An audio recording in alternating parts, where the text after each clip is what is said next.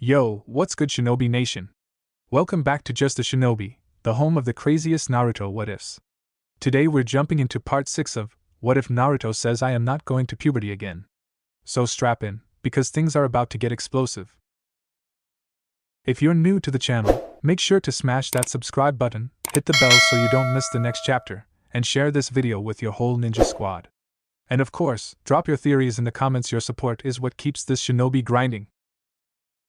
Tenten huffed irritably, scowling as she walked to the training ground. She was not in the best of moods, and a part of her would have preferred to stay home and take the day off. It was irksome to go down there every day and see Lee and Niji, especially since she wasn't too happy with either of her teammates at present. But she couldn't just skip out on her exercises. Guy-sensei might have primarily been focusing on improving Lee's combat skills for the third test, but that didn't mean Tenten or Niji could, or would, skip out on their own training. Even if Lee was the only member of their team to have made it to the third and final phase of the Chunin exams, they still had their own pride as ninja. And on the bright side, Tenten told herself, at least that four-eyed floozy was too busy with her personal training to come down. Otherwise she probably would have killed someone by now. Stupid redhead, the brunette muttered, thinking of the bespectacled Uzumaki. Who does she think she is, barging in on our team dynamic like that? She spun a kunai between her fingers, flicking it out of its holster and tossing it idly from one hand to the other. Her cheeks were the faintest shade of red beneath the morning sun, and gravel produced a muffled crunching sound under her sandals. Hiya! Tsuo! Hiya! Dirya! Orya! Wacha! In the near distance, the sounds of grunted kiai and thumping fists could be heard. Lee and Guy's voices carried a good distance in the heat of training, two hot-blooded men pushing themselves to their utmost limits. And their exercise regimen had become more insane than ever before, because apparently Lee was only now at a level where Guy could train him seriously. Tenten really wasn't sure what to think about that. If she hadn't been training alongside them for the past 3 weeks, she probably wouldn't have thought it possible for those two to train even harder, but she had seen the proof with her own 2 eyes. Even with as harsh as Lee's training had been before the Chunin exams, nothing could compare to the grueling hell he now underwent every day. She was equal parts amazed and disturbed by the sheer intensity of their training. It made all of their past exercises look like mere kiddie stuff. The clearing where Team Guy practiced came into sight. Lee was sparring with Guy-sensei, going through his taijutsu forms, building his physical power and endurance to even greater heights. It was a little awe-inspiring to watch, and Tenten felt her face burn from something wholly unrelated to the sun's rays as sweat glistened on ruddy flesh and muscles flexed under skin-tight spandex. Quietly coughing into her fist, the weapon's mistress sheepishly turned her gaze elsewhere. She observed Niji at another end of the clearing, the prodigy pushing himself to the limit with some rather harsh strength-building exercises of his own. Tenten watched him for a moment, admittedly impressed by his grit. After his frankly humiliating defeat at Lee's hands, Niji had redoubled his training thrice over. For all the genius's fatalism and talk of predestined outcomes, he seemed stubbornly determined not to lose to Lee a second time. Even if she was still a tad sore over Niji's insensitive behavior during the preliminaries, Tenten could at least respect that kind of resolve. He was working hard to improve his skills and cross the gap that had emerged between himself and Lee, a curious reversal of their former positions. Tenten smiled a bit in spite of herself. Absent-mindedly, she flicked a kunai 30 meters into the bullseye of a training target. Perfect accuracy. She may have been very ordinary and unremarkable by most standards of measurement, but there was one thing she did better than anyone else. Nobody threw knives like Tenten. In another, grittier setting, that marksmanship and proficiency with assorted weapons might have made her a force to be reckoned with, a veritable combine harvester of death-dealing pointy metal. In a world of giant monsters and superhuman freaks like this, however, her talents were very ordinary and pretty much just a novelty. But weapons handling was her specialty, and she did it better than any other genin. By the time she was finished, the practice targets would be riddled with iron. Thank you? Thank you? Thank you? Kunai impacted dead center on every target. Front up, left down, right back. Over the shoulder, under the elbow, around the waist. She threw darts in every direction, steadily and incrementally honing her ability to aim from peripheral vision and identify targets at first glance. It was a steep learning curve, but Tenten didn't miss a single mark. This was her element. Excuse me? A voice caught Tenten off guard, distracting her from her target practice. She stumbled, surprised, and spun around to face the speaker. Recognition was immediate. Karen? Tenten said, seeing the bespectacled Kusa Kunoichi. She narrowed her eyes. What are you doing here? Humph. If you need some advice about what to do about your hair. Karen scowled and pushed her glasses up the bridge of her nose. She took this greeting with all the grace she could muster, dauntlessly ignoring this attempt of provocation. Dark eyes flicked over to where Lee was sparring with Gai-sensei, and her expression softened. The taijutsu specialist was absorbed in his exercise, and he didn't seem to notice Karen's presence in the training ground yet. The redhead blushed. I'm here for Lee-kun, she mumbled. He's pretty busy, as I'm sure you can see, Tenten responded, pursing her lips. I don't think he'd appreciate being interrupted, even if it's you. Karen fidgeted. Are you sure? He usually seems to enjoy my company. Maybe he does, usually, but Lee takes his training very seriously. So I've seen, Karen mused, smiling. But I think he'll make an exception for this. For what? Tenten asked, frowning curiously. A family reunion, Karen said. I asked him about it last week, and he said yes. To go as my date, that is. A kunai handle bent in Tenten's crushing grip. A date? She said. Her mouth curled into a grimace that might have been a half-hearted go at politely smiling. I see. You want to take that Lee on a date? Humph, good luck with that, girl. I don't think he even owns any formal wear. I've already rented something in his size, Karen replied, her smile equal parts knowing and smug. He wanted us to wear matching outfits, and suggested that I take care of the details. I think he'll clean up very nicely. Tenten crossed her arms over her chest. Her lips twitched as though they wanted to become a pout or a scowl but were prevented by their owner's pride from following the expression through. I see. Well then. Don't let me get in your way. Go ahead and fetch Lee for your little date. She said this slowly, her tone carefully neutral. The aggression in her eyes was communicated only passively, a snide remark here disguised as something innocuous, or an understated smirk thereafter looking for a few seconds at some aspect of the other girl's dress or appearance. It was a curious aspect of the female social ritual, this feigned politeness covering bared fangs with ersatz smiles, a subtler, more affectless approach than a hot-blooded guy like Lee would understand or appreciate. Tenten wasn't a master of such hollow niceties by any means, but she could still do at least this much. Karen retaliated in kind.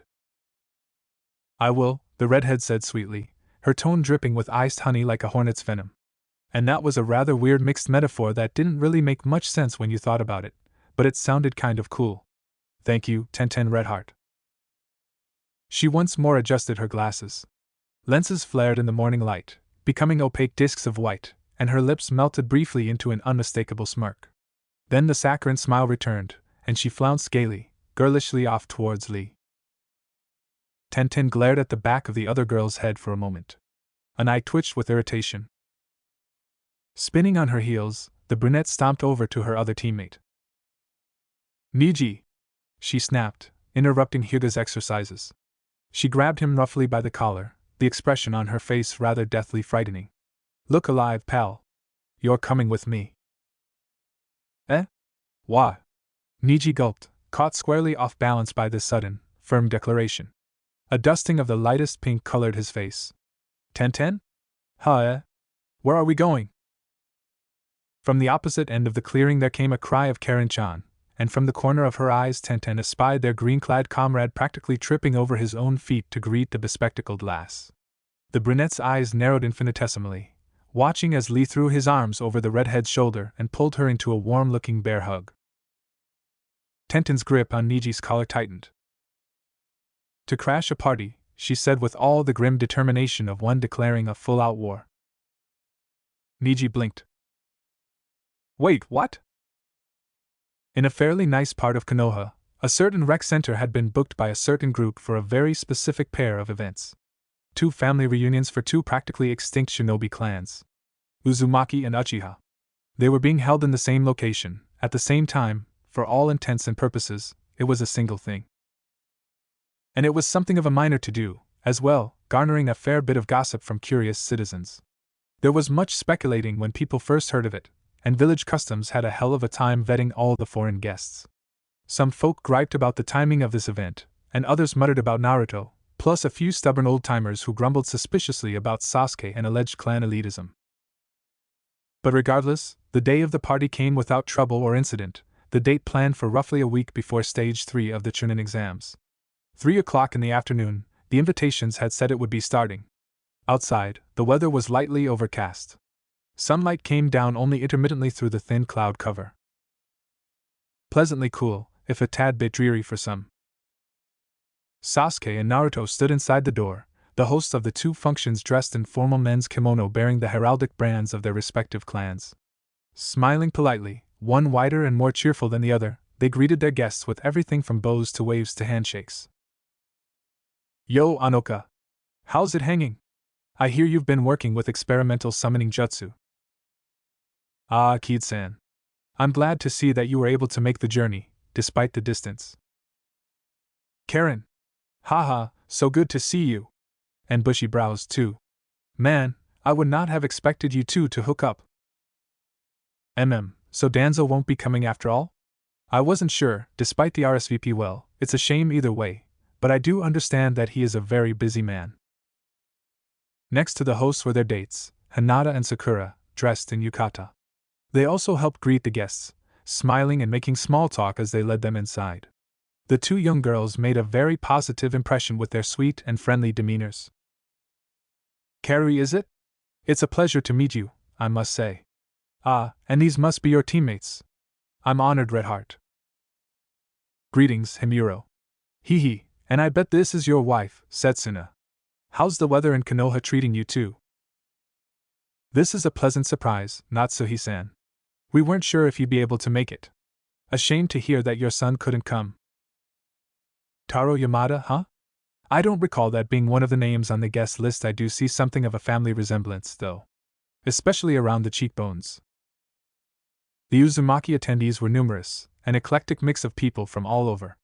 Several redheads from many lands had gathered once more under the banner of the former Yuzushiogakura's most famed Shinobi clan, getting together mostly for the free food, and partly out of curiosity about the host. Rock Lee was there with Karen, he being the census state. A genin squad from Cloud accompanied their red-headed friend Karui, with their sensei escorting them, dubiously, incognito. A freelancer by the name of Anoka chatted amicably with a Star Village kunoichi who was officially dead. A bouquet of origami flowers lay by the guest registry, an attached letter giving the formal regrets of its senders at being unable to attend, while a dark figure with blue hair skulked about on the edges of the group. Kakashi Hatake was present on the Uchiha side, invited on the grounds that he possessed the Sharingan, and was apparently thus an honorary clan member. Similarly had Danzo Shimura been invited, though the man had bluntly declined and RSVP'd only to say that he was a very important, very busy man with no time for the puerile jests of young boys. Most of the other Uchiha attendees were civilians, merely very distant relatives whom Sasuke had tracked down over several days of tirelessly perusing birth records and genealogy charts, people mostly descended from lines that had split off from the Uchiha decades ago, possessing neither Sharingan nor aptitude for ninjutsu. The majority of them were older citizens of the Land of Fire, and the few younger ones who were present were primarily female. And among these civilians was one individual of otherwise nondescript appearance who happened to bear a passing resemblance to one Itachi Uchiha. Which, to be fair, was mostly because he had dyed his raven locks brown and popped in blue contacts so as to covertly enter the village as part of a minor noble's protection detail, half on the job for Akatsuki, and half as an excuse to check up on his little brother. Tsunade cast a critical eye at her surroundings, appraising the various people attending the reunion. It was a real motley assortment on the Uzumaki side, a motley mix of freaks and weirdos gathered together for a single purpose. Compared to that pack of eccentrics, the Uchiha seemed downright normal.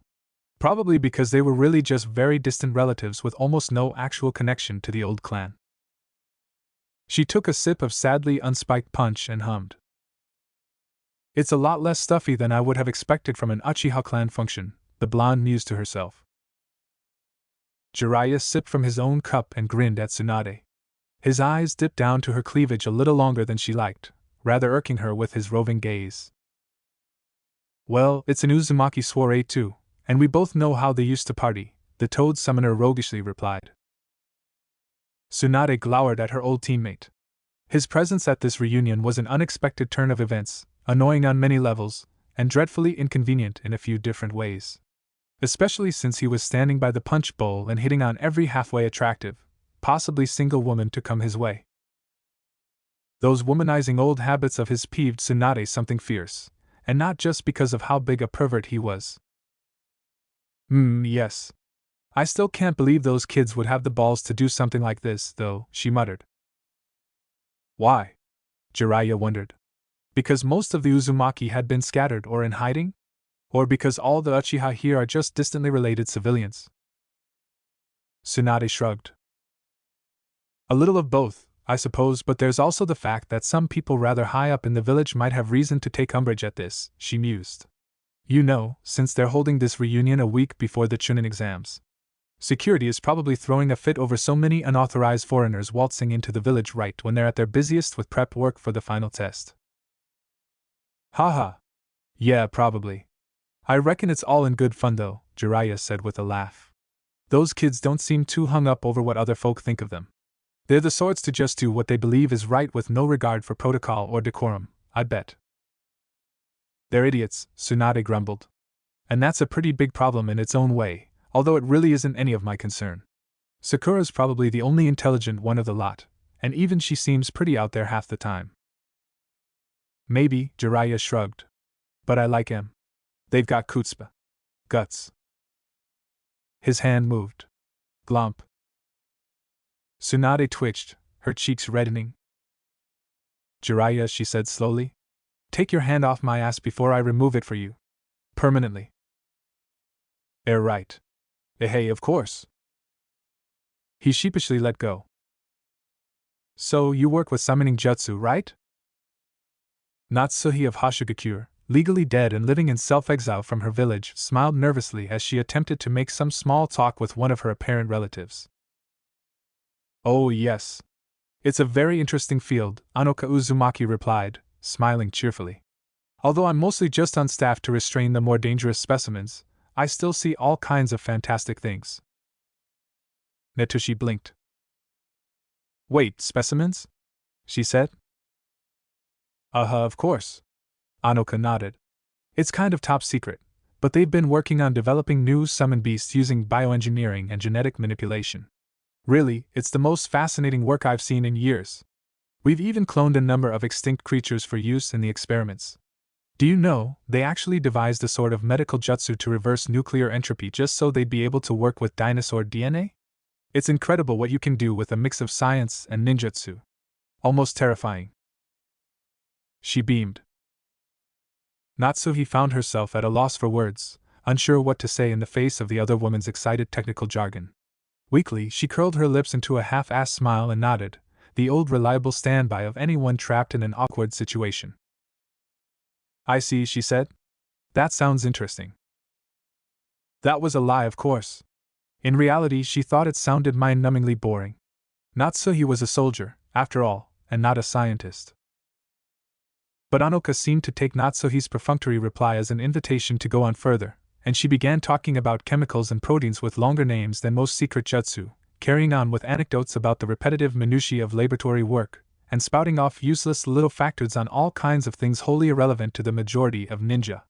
She waxed philosophical on amino acid chains, gushed like a giddy schoolgirl about the interruption of cellular mitosis and grafting of foreign tissues into vital systems, chattering and chirping over the hybridization and chimerization of various disparate life forms. Natsuhi quickly regretted trying to start a conversation with her. Someone, please help, she thought disconsolately as Anoka yammered on with impenetrably incomprehensible technobabble. Please someone, anyone save me from this. Anoka-san? Did you say you work with teratogens? That must be inconvenient, you know, if you feel like starting a family. Natsuhi blinked, the sound of this new voice seeming like a chorus of angels to her ears. She turned to face her savior, and saw a pink-haired girl who couldn't have been more than 12 or 13 years old. Oh yes, Anoka said, turning as well to face the newcomer. It's practically a necessity, considering our field, creating brand new life forms and all that. But I do love the work I'm doing there, even if it's just restraining the more dangerous specimens. The lab where I work probably has one of the most extensive stores of the most virulent poisons in all the world. Helitoxins, colchicinoids, beta-alkaloids, the works. The pinkette giggled. Lucky you, she chirped. I wish I could have access to half that stuff. The most advanced medical work is as much about harming as healing, But the poisons I get to work with are downright crude compared to that. Natsuhi's sweat dropped. These two were really hitting it off. How about that? But wasn't this girl the Uchiha boy's girlfriend? Funny how these sorts of things worked out. Neither of them seemed to be paying her any heed, thankfully. They were completely absorbed in their discussion, comparing their respective fields of expertise and talking about their work experiences. Apparently the girl was already a very accomplished medic nin, despite her youth. Sighing in relief, Natsuhi took the opportunity which presented itself and slipped away before she could get dragged back into the conversation. Karui stared balefully at her alleged date, the chubby and mild-mannered lad cheerfully chowing down handfuls of lightly salted potato chips. Her left eye twitched. How the hell did I get roped into this? This was merely rhetorical, of course, not even posed as a question. She already knew how it had happened. Her teammates were assholes, that's how. That, and B-sensei had a twisted sense of humor. First they pestered her into RSVPing to that invitation, and saying that of course she would attend this bloody stupid reunion for a family her kinship to which she tried to downplay as much as possible. On Samui and Omoi's parts, this had probably been done out of the assumption that connecting with her distant relatives might somehow be good for Karui. Or something. Sensei, on the other hand, had obviously just used this reunion as an excuse to get out of the village for a while. And Karui was still pretty sure that, while she and Samui and Omoi might have somehow gotten permission to leave for this event, there was no damned way on God's green earth that the Lord Raikage would have ever given his brother leave to come along to Konoha, Chunin exams or no. So they probably had a lecture from a furious Isama to look forward to when they got home, too. Fantastic. But worse still, her teammates had then taken a look at the +1 on the invitation and promptly insisted that Karui would need a date. She had fought this for months, from the day she got the letter to the day they arrived in Konoha, but Omoi and Samui had refused to relent. Probably they saw it as a good laugh. Karui had just found it obnoxious. By the time they arrived for the reunion, she'd grown utterly sick of their casual remarks and subtle suggestions, to the point where she felt ready to flip her lid and throttle her teammates. It finally got to the point where she just lost all patience, snapped, and decided to simply invite the first guy her age she ran into. Anything to silence those parts. So, naturally, she'd crashed into Tubby over there, Chuji Akimichi, as he'd introduced himself, approximately 3 seconds after making that decision known to her teammates. Just her luck, really. Samui had smirked at Karui, and Omoi had visibly struggled to stifle his sniggers. B-sensei simply gave her a thumbs up. Like he was telling her to go for it, even though Karui very much did not want to. If asked, after the fact, why she had followed through on her declaration and asked the boy out, she would insist vehemently that she had done so only under the most extreme of duress. She would fidget slightly and avert her gaze while saying this, however. Now, in all fairness, the boy did seem nice enough. He'd been pleasantly surprised by her invitation, and had in fact gone to some trouble to make himself presentable, although his lamely slicked hair and stiflingly formal clothes gave off the impression that his mother had played a sizable part in dressing him up. So that detracted a few points. And Chuji was hardly the suavest fellow Karui could have imagined. He looked about as awkward in those clothes as she felt on this date, though, so they could at least bond over their shared discomfort. And on the plus side, he did know all the best local delicacies. Karui took a bite out of a fresh spring bun, soft and warm with a hint of sweetness that she couldn't quite place. Yes. If nothing else, Chuji could identify the best snacks and refreshments on site. His taste in potato chips left something to be desired. Karui was a consommé girl all the way, but he otherwise seemed to have a good sense for food. And it's not like he was really painful to look at, either, or a complete bore to talk with. He was a very good listener, but straightforward with his opinions. Which was something Karui could appreciate. These hors d'oeuvres are pretty good, I've gotta say, mused Anko Mitarashi, snatching another tiny sandwich off a waiter's tray. Fancier than my usual fare, but not too rich. I think I could eat these things all day. She popped the finger sandwich into her mouth, pausing only to remove the olive-bearing toothpick. Kakashi watched in morbid fascination as Anko messily devoured the appetizer. She was grinning from ear to ear, seeming unbothered by the conflicted expression on Kakashi's face as the man waffled over whether the sight of crumbs falling into Anko's cleavage ruined his appetite or aroused him. His appetite. Whether it aroused his appetite. Yes, after all, it's not like he got, especially, excited from staring at Anko's cleavage. Nor was he, using the crumbs falling down the front of her dress as an excuse to look at her tits for an extended length of time. Nay, he may have read porn in public, even around minors, but Kakashi was a gentleman, goddammit. A real classy sumbitch. He didn't need an excuse to stare at a nice pair of melons. Yes, they're very good, he agreed with an absent-minded nod. Very sumptuous and perky. A pause. Jerky. They taste like jerky. Yeah.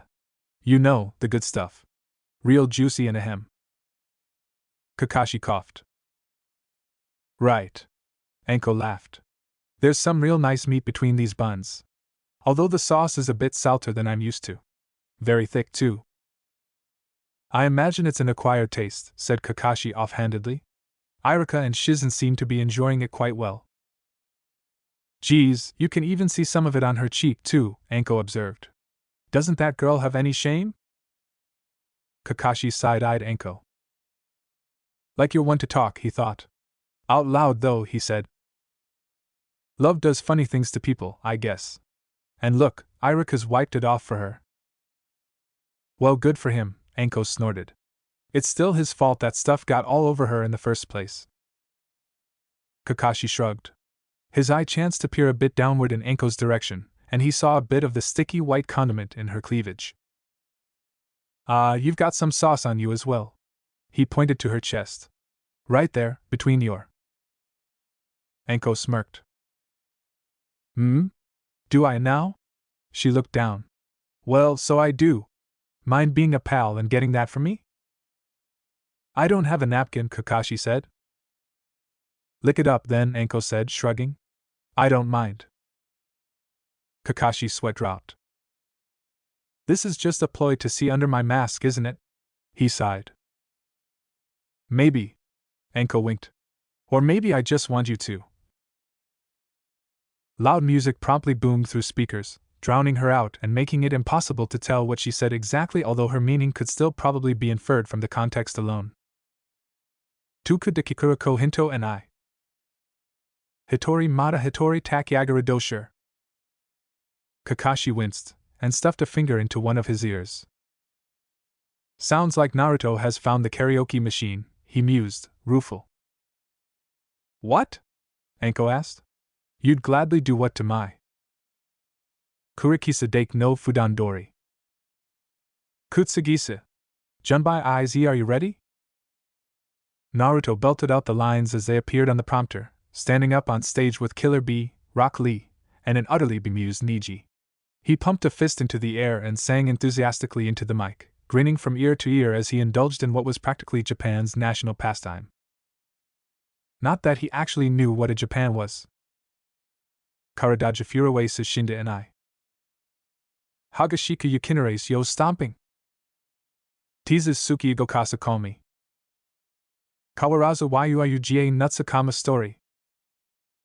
B and Lee eagerly joined Naruto for the next bit, and Niji awkwardly stumbled along through the lyrics after them, with no rational cognizance as to why on earth he was doing this.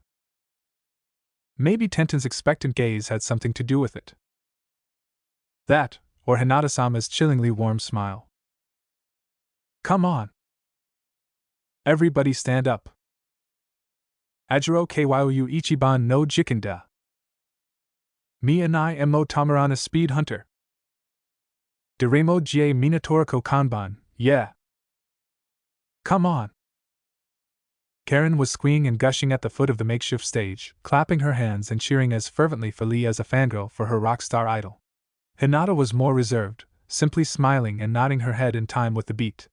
Tenten was looking a little pink-cheeked as she watched Niji, her lips pursed and arms crossed over her chest. Samui and Omo were simply weeping tears of gratitude that this song was not one their sensei had written. Everybody hands up. Matashita na heroes come back. Zujukezo yubi ora countdown. Accused 3-1, make some noise. Iruka took a sip from his punch and sighed, shaking his head in something somewhere between exasperation and amusement. Shizen stood next to him, smiling and giggling at the spectacle the kids and that one cloud ninja were making of themselves on stage. They look like they're having a lot of fun, she commented. Yeah, they do, don't they? Iruka sighed, clasping his date's hand. I just wish he wouldn't make such a spectacle of it. That Naruto. I wouldn't call this a spectacle, Shizen replied. No one is even drunk yet. The party isn't being catered with alcohol, you know, he said. Since the organizers are minors. Trust me, Shizen wearily sighed, Tsunade-sama will find a way. Iruka looked at his date thoughtfully, the two of them dressed in simple formal clothes. You have it rough, don't you? He mused. I really do. What you gonna do? What you gonna do? Taimanaka nari hibiki kizamu. Deja vu yori emo gatsui shigeki jie. Senshin wa hashiri hanasen. Break it down. Killer Bee sang solo, his deep voice rumbling as he moved in time to the beat. His pupils watched, still relieved that Bee was not singing lyrics of his own invention. How do you suppose Karui's doing with her date? Samui mused. She's going to kill us when this is over, Oma muttered. You know that, right? Oh, cool your jets, Oma. She won't kill us, Samui said. I think she'll really enjoy her date. Ah, so she'll only cripple and maim us, then? Oma replied. You're delusional. Samui rolled her eyes. And you don't know the first thing about a woman's heart, she rejoined. Oma shrugged. Turn it up, hey Kikoeka? Sekenda kina made no kodo jie. Kawara dero madame no asue. Kobarit afurita omy no bun made. Wow, this is some shindig, said unimportant, distant Uchiha relative number 1. I know, right? Said unimportant, distant Uchiha relative number 2. Have you seen that blonde by the punch bowl? I think she's taken. And 20 years younger than you, from the look of it. Well, sure, if you want to rain on my parade. Yeah, sure. Besides, though, aren't you already married? Yeah, with 3 kids. But that doesn't mean I can't appreciate a nice view, you know? Ugh. Machinamata showtime seitekara shukumiai. Dokaira and I katamuku shohai no yuki. Agura kaiteria ke waiu and I mot sabreru. Nagashita chi te ase honor de nug. Niji sang, looking flustered and self-conscious with the mic in hand. He did quite well of it, showcasing an impressive singing voice despite obvious nerves and uncertainty as to what the hell he was doing on stage in the first place. Tenten watched and listened, a tiniest guilty smile quirking her lips. Sakura chuckled, looking up from where she was talking shop with Anoka to survey the singing youths. Huh. Did Hinata invite Niji at the last minute? I don't remember seeing him on the guest list. Anoka cocked her head. I have no idea, she said. I'm only a guest myself. Ah, whatever. Sakura laughed. Doesn't really matter, does it? As long as nobody's causing any trouble. Yeah, Anoka said obligatorily. And honestly, I'm not sure I should even be such an expert on the stuff we're talking about, since I was only hired to restrain the more dangerous summons, but I guess you could assume I learned this stuff through osmosis from hanging around the actual scientists. Or something, I dunno. Huh. That kinda came out of nowhere. A shrug. It had to be said at some point, though, didn't it? True, fair enough.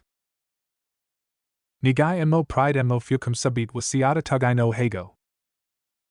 Nazake wa kakatiria dame ninarazi. To mote potential mental men. Tsunade scanned her eyes over the refreshment table for what had to have been the umpteenth time, a scowl curling her lips and wrinkling her nose. She looked annoyed, and it didn't seem like her irritation was a result of Jiraiya this time. "Where's the damn sake?" she groused, folding her arms in front of her. "I don't think there is any," Jiraiya said blandly, taking another sip of his fruit punch. "Since the organizers are minors, there are laws to prevent that sort of thing, in case you'd forgotten." "TCH. What a load of bull," the blonde muttered. "They can't seriously expect us to suffer through this blasted karaoke sober, can they?" "They probably do." "Ugh," Tsunade groaned.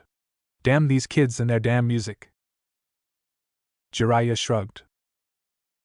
"It's not that bad," he replied. "Can be real nice with the right view." A vein throbbed in Tsunade's forehead. "Damn it, Jiraiya. My eyes are up here." He gave her devil-may-care sort of grin. "Yeah, so? Nico mo shikushi mo matayu na hiro. Hido bandake no gorin, Roman hiku. O tu ne sanan ja ne sa. Kick on the corner. Madatari ne ka?" Next came Lee, jumping in with a rapid-fire barrage of lyrics, and it seemed doubly impressive coming from the polite, if hot-blooded youth. Karen pumped her fists into the air and vigorously cheered him on. Hinata smiled. "They're very good singers, aren't they, Tenten-san, Karen-Nizan?" she said to the redhead and brunette on either side of her. Karen blushed and pushed her glasses up the bridge of her nose. She cleared her throat, a nervous tick. "Why asked me? It's not like I've really been paying that much attention," she said, as contrarian as ever. "Humph. I'm only listening because Lee is giving it his best. Not like I really like this sort of music, or anything." Tenten's sweat dropped. Hey, is that really how you roll?" she muttered. "When the heck did you turn alt Sundra on us, huh? Seriously, I can't even keep up with you weirdos." "I'd bet Niji Nizan would sing much more boldly if you cheered for him, Tenten-san," Hinata offhandedly remarked, a glint of something innocently conniving in her smile. The brunette clammed up with a squeak. "Itsamo Toshigo Hijuna Jinkaku. Mamoru no sa subit, like a Terminator. Yon ki, Jiokai di Tatsu highlight, fly high yeah. Is so kono ba de tsudoteru zo." Around 1/4 of a blue-tressed head watched the party from the shadows, scraps of confetti drifting innocuously through the air. The eye and ear of an origami woman lurked outside the area proper, covertly spying on the participants in the proceedings. In this dark corner, the presence of this partial head could be dismissed as a trick of the light, if anyone even bothered to actually look in that direction for more than a second. Very few had bothered, so far. A paper butterfly fluttered soundlessly onto the side of the floating partial noggin, resting in soft navy hair. It unfolded itself, then refolded into an origami flower. Conan narrowed her eye at a curious spot in the air. Shadows seemed to twist, the gloom warping as substance emerged from nowhere. Like a drain in reverse, a dark orange mask appeared around a singular void, the rest of a body spiraling in soon after. Crimson Sharingan met a single gold eye, peering out from the only hole in that mask. "Conan," a deep voice murmured. "Madara-sama," a whisper that seemingly came from the air itself. She did not ask why he was here, and he did not ask why she was here. Each could guess well enough at the other's motive. Fair skin and silken hair peeled away in slips of paper. Conan took her leave. The masked man did not linger more than a moment longer. He picked out an unmistakable form among the crowd and nodded imperceptibly to himself. An eye narrowed behind a mask, and Obito Madara Uchiha shook his head once. Then his form swirled around that single eye, becoming wraith-like and intangible. He vanished shortly, that Sharingan eye the last thing of him to disappear. Naruto cocked his head up on stage, the motion almost imperceptible. Sasuke saw his cue. "Everybody stand up. Ajiro Kyu Ichiban no Jikinda. Mi anai mo Tamarana Speed Hunter. Diremo Jie Minatoriko Kanban, yeah." A blue-eyed young man with straw-brown hair was somewhat surprised to see a pair of 6-pointed stars with 3 black, tapered spokes within them suddenly staring at him from out of nowhere. Manjikyu Sharingan. All at once, his surroundings became morbidly dichromatic. Everything was a shade of red or black, with nothing but occasional splashes of white in between. Tsukuyami. HM? The young man frowned, seeming mildly perturbed. What's this? How? It's a long story, a boy said. Very, very long. Enough to fill 700 chapters of a weekly shounen manga, over 400 episodes of a half-hour anime, several feature-length movies, and a dozen or so OVAs of varying quality. Come on! Everybody hands up! Madashita na heroes come back! Zujikazo yubi or countdown! Accused 3 to 1, make some noise! Sasuke Uchiha stepped out of the shadows, seeming to manifest from thin air. His eternal Manjikyu Sharingan gleamed in the darkness of this illusory world. So let's just say these eyes are a memento of my dear, older brother. He smiled wanly, tilting his head slightly to one side.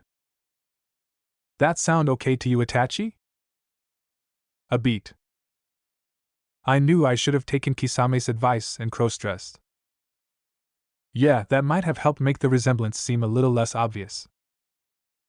So, with a naturally unreadable expression, Itachi stared at his little brother. Or rather, the illusionary representation of his little brother. To think Sasuke had already managed to trap him in a Tsukuyami. They grow up so fast, don't they? Yeah. Just to put it out there right now, I have no intentions of killing you. Itachi blinked. Well, how about that? This was not what he would have expected to hear. Maybe a furious, incoherent shout, yeah. An icy whisper declaring undying hatred, sure. Even questions about why he had done what he'd done, why not? Asking why Itachi had killed off the rest of their clan, you know. But this? This was just perplexing. Itachi narrowed his eyes and frowned. He eyed Sasuke disapprovingly. Have you already forgotten, little brother, what I did to our clan? Humph. It would seem you are even more foolish than I had first thought. Sasuke waved a hand dismissively. This gesture drew Itachi's attention to the fact that this was the only hand Sasuke had on his person. Mildly troubling, though he had already known of this from certain sources within the village. Supposedly, the lower half of the boy's left arm had been lost in a mysterious training accident around the same time he graduated from the academy. Considering that Sasuke was also quite clearly in possession of the Manjikyu Sharingan, a fact which pained Itachi most heavily since he was the one who had told his brother how to acquire those eyes, and basically stated flat out that the Manjikyu was the only way Sasuke would ever stand a chance against him. He hadn't ever thought Sasuke would achieve it so soon. Well, considering this, Itachi figured that the training accident must have been something like an Amaterasu that got out of Sasuke's control. That seemed like the most logical explanation, all things considered. But then Itachi's thoughts turned, once more, back to Sasuke's earlier statement. He frowned. Perhaps I should refresh your memory. Sasuke could not afford to grow complacent. Not with the likes of Danzo and Madara still out there. Itachi's eyes flashed crimson, hurricane-spoked Manjikyu coming to life. Their surroundings changed all at once, transforming from a community rec center into the Uchiha clan compound, littered with the corpses of their deceased relatives. Sasuke snorted. Almost as soon as it came into being, this image wavered. The surroundings Itachi conjured through his own Tsukuyami vanished, replaced by a more natural setting. They stood on a cliff overlooking the Naka River. Itachi's heart leaped into his throat. He beheld his late kinsman, Shursui, one eye closed and leaking blood from beneath its lids, standing perilously close to the edge and smiling wanly at a younger version of himself. Upon the brink he stood, weary but hopeful. There is no way to stop the Uchiha's coup d'etat anymore. These words were ones Itachi remembered all too well. Civil war will erupt in Konoha, and other nations will seize on the advantage provided by our village's disunity. It will become a world war. It was morbidly fascinating. The scene was different from how Itachi remembered it, subtly so in a number of small details, mistakes which betrayed that this image did not come from his own mind, or the mind of one who had witnessed the actual event, but the fundamental import, nature, and meaning of what he saw could not be mistaken. When I tried to head the coup off with Koto Amatsukami, Danzo stole my right eye. He doesn't trust me, but I've chosen to protect the village in my own way. He'll probably try to take my left eye as well, soon enough, so I'll entrust it to you before that happens. Shursui raised a hand to his remaining eye. Itachi was frozen, unable to do anything but watch in disbelief. The slight differences in small details from his own recollection betrayed that this was not a vision plucked from his head by Sasuke's genjutsu, but then. You're my best friend, and the only one I can count on. Please, Itachi, protect the village and the Uchiha name. How? Itachi choked out, reeling. Sasuke, what? He whipped his head around to stare at his younger brother, that omnipresent facade of cool and collected composure shattering completely. His mouth was agape, his eyes wide in disbelief and confusion. 100 different conflicting emotions tore through him, a whirlwind of dismay and confusion. I haven't forgotten anything, Itachi, Sasuke whispered, his voice sounding deeper than normal for a boy his age, even by Uchiha standards. No, if anything, I'd say I remember more than I ever did as a child. I could never forget what you did, not even after 30 years. Sasuke inclined his head. All at once, the boy changed before Itachi's eyes. He seemed to age by decades in a heartbeat, instantly maturing into the fullness of manhood. Itachi stared at a face morbidly reminiscent of their accursed ancestor, Madara. Lips quirked into a bitter smile. The man looked Itachi straight in the eye. The sacrifice you made for the village for me. Itachi's blood froze in his veins. Who are you? He gasped. A chuckle, mirthless and weary. Oh, a great many things, the man mused. An absentee father, a distant husband, a lousy friend and disrespectful subordinate, the second strongest ninja alive, Shinobi no Yami, and a hopelessly foolish little brother who trampled all over his elder siblings' wishes. The setting changed again, becoming a small sitting room adorned in the traditional style. The man knelt down, seating himself before a low table. I'm Sasuke Uchiha, age 37, and it's been close to 20 years since I last saw my big brother alive. Since the day I killed him and learned the truth. A pause. His expression turned sheepish.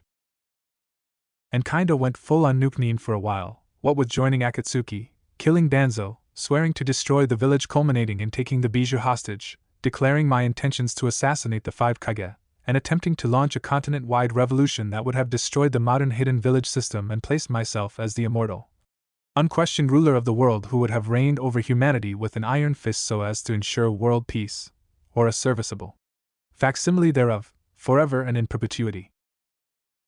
Itachi gaped. Sasuke let out a laugh, a hearty chortle unlike anything his brother would have thought him capable of producing. Fortunately, he added, I had a good friend willing and able to knock some sense into that empty head of mine, even if it meant each of us losing an arm and nearly dying in the process. Not to mention an infinitely patient woman capable of suffering through my angst long enough to actually make me see the beauty in this world. His smile grew more wistful, almost dreamlike. A beat.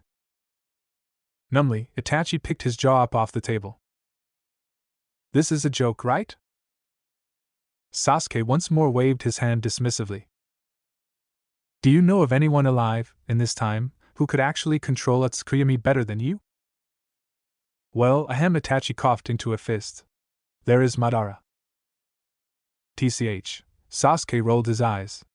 Madara died a decade before the Uchiha massacre. At least. The guy calling himself Madara right now is just his successor, a misguided relative by the name of Obito Uchiha. He has a different kind of Sharingan from you, me, or Madara, and only half the pair he was born with, besides. I'm not even sure he can use an ordinary Tsukuyomi. Itachi blinked. Calling one of the most famed and sacred of Uchiha Genjutsu ordinary in any context seemed unutterably bizarre to him. Only Izanami and Koto Amatsukami, to his knowledge, could be considered more extraordinary illusions, and one cost its user the sight in one eye, while the other could only be used once a decade unless supercharged with the Lord First cells, and even then it would still be limited to only once a day. He frowned. I don't know, the acclaimed prodigy murmured, clearly skeptical. Sasuke rolled his eyes. The wall to Itachi's left is promptly transformed into an animated, 3D pinup. A slim, fairly attractive woman who looked to be in her mid-30s, judging by a lightest smattering of wrinkles, frown lines, and crow's feet, as well as a few stretch marks, here and there, which seemed to intimate a possible past pregnancy, smiled and posed suggestively, winking at Sasuke and silently giggling. Her hair was short and pink, distinctive, with a distantly familiar turquoise diamond mark on her forehead. Like Tsunade, in a way, although this woman's bust was a good few sizes smaller. Also, she was dressed in a tough but a cheek-scorchingly skimpy suspender bikini that left far less to the imagination than poor Itachi was anywhere near comfortable with. It didn't help, either, that she appeared to be maybe twice Itachi's age, even aside from the fact that she bore an undeniably powerful resemblance to the lass who had introduced herself to Taro Yamada as Sasuke's girlfriend. So, seeing this woman in such a scant array and suggestive posture felt awkward for Itachi on many levels, a multifaceted world of and. Itachi nervously cleared his throat. Peering at Sasuke, he saw a look on the man's face reminiscent of an expression he'd seen on their father once, in happier days when the man had come home a little tipsy and in a very good mood after finally wrapping up a particularly troublesome case. Half-repressed memories of their Fugaku Uchiha leaning in close over his wife Mikoto's shoulder and whispering things into her ear that made their eldest son wish he never learned how to read lips, fingers pinching places their boys had been taught to never touch on a girl, making the woman smile and arch her back with a not at all displeased look on her face, burst into Itachi's mind. He shuddered, feeling both disturbed and uncomfortable. Like he was a stranger intruding on something private. It also didn't help that Sasuke and this woman depicted in the image seemed to be only negligibly younger than Fugaku and Mikoto had been when Itachi killed them. This was supposed to be his baby brother, right? Itachi coughed. Oh, okay, he mumbled, feeling his cheeks burn something fierce. Suppose I believe what you are saying, Sasuke, and suppose I believe you really are a grown man in a child's body, my foolish 25 years older, mentally, than he ought to be. Suppose I trust that what you're saying is even possible. Assuming all of this, I just want to know how? Sasuke shrugged. Time travel. Time travel? Itachi parroted. Time travel, Sasuke repeated. Presumably. Presumably? Said Itachi. Again, Sasuke shrugged. Presumably, yes, although I cannot personally say for sure. All I know is that one night I went to sleep as an adult, and the next morning I woke up a child. Well, Itachi said, I don't see what else it could be, when you put it like that.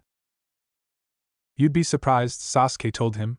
With all the things I've seen over the years, I've learned to keep my mind open to all the possibilities. I see, Itachi lied. I'm sure you don't, Sasuke blithely contested. But that's okay.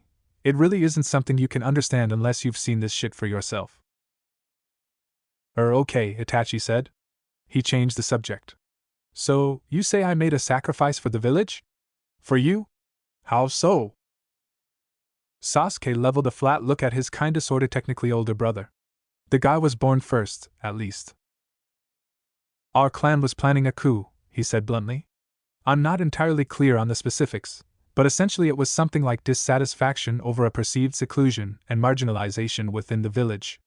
Long story short, some very influential people in the family decided to try and take over Konoha, and Danzo, that troublesome old goat, believed that wiping out the whole clan was the only answer. Which seriously bit everyone so hard in the ass, come the Fourth Great Ninja War. Itachi blinked.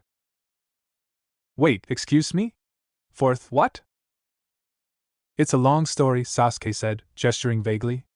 And not the most cheerful one, either, even if the Shinobi Alliance did win out in the end and even if I did get to fight alongside you one last time, thanks to Edo Tensei.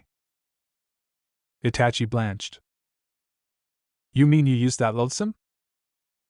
No, the enemy did, Sasuke interjected. But you got hit by a Kodo Amatsukami you'd crammed down Naruto's throat at an earlier time, intended for me, if I remember correctly, and it broke you out of their control. We actually fought together to stop the guy using Edo Tensei and make him release the jutsu.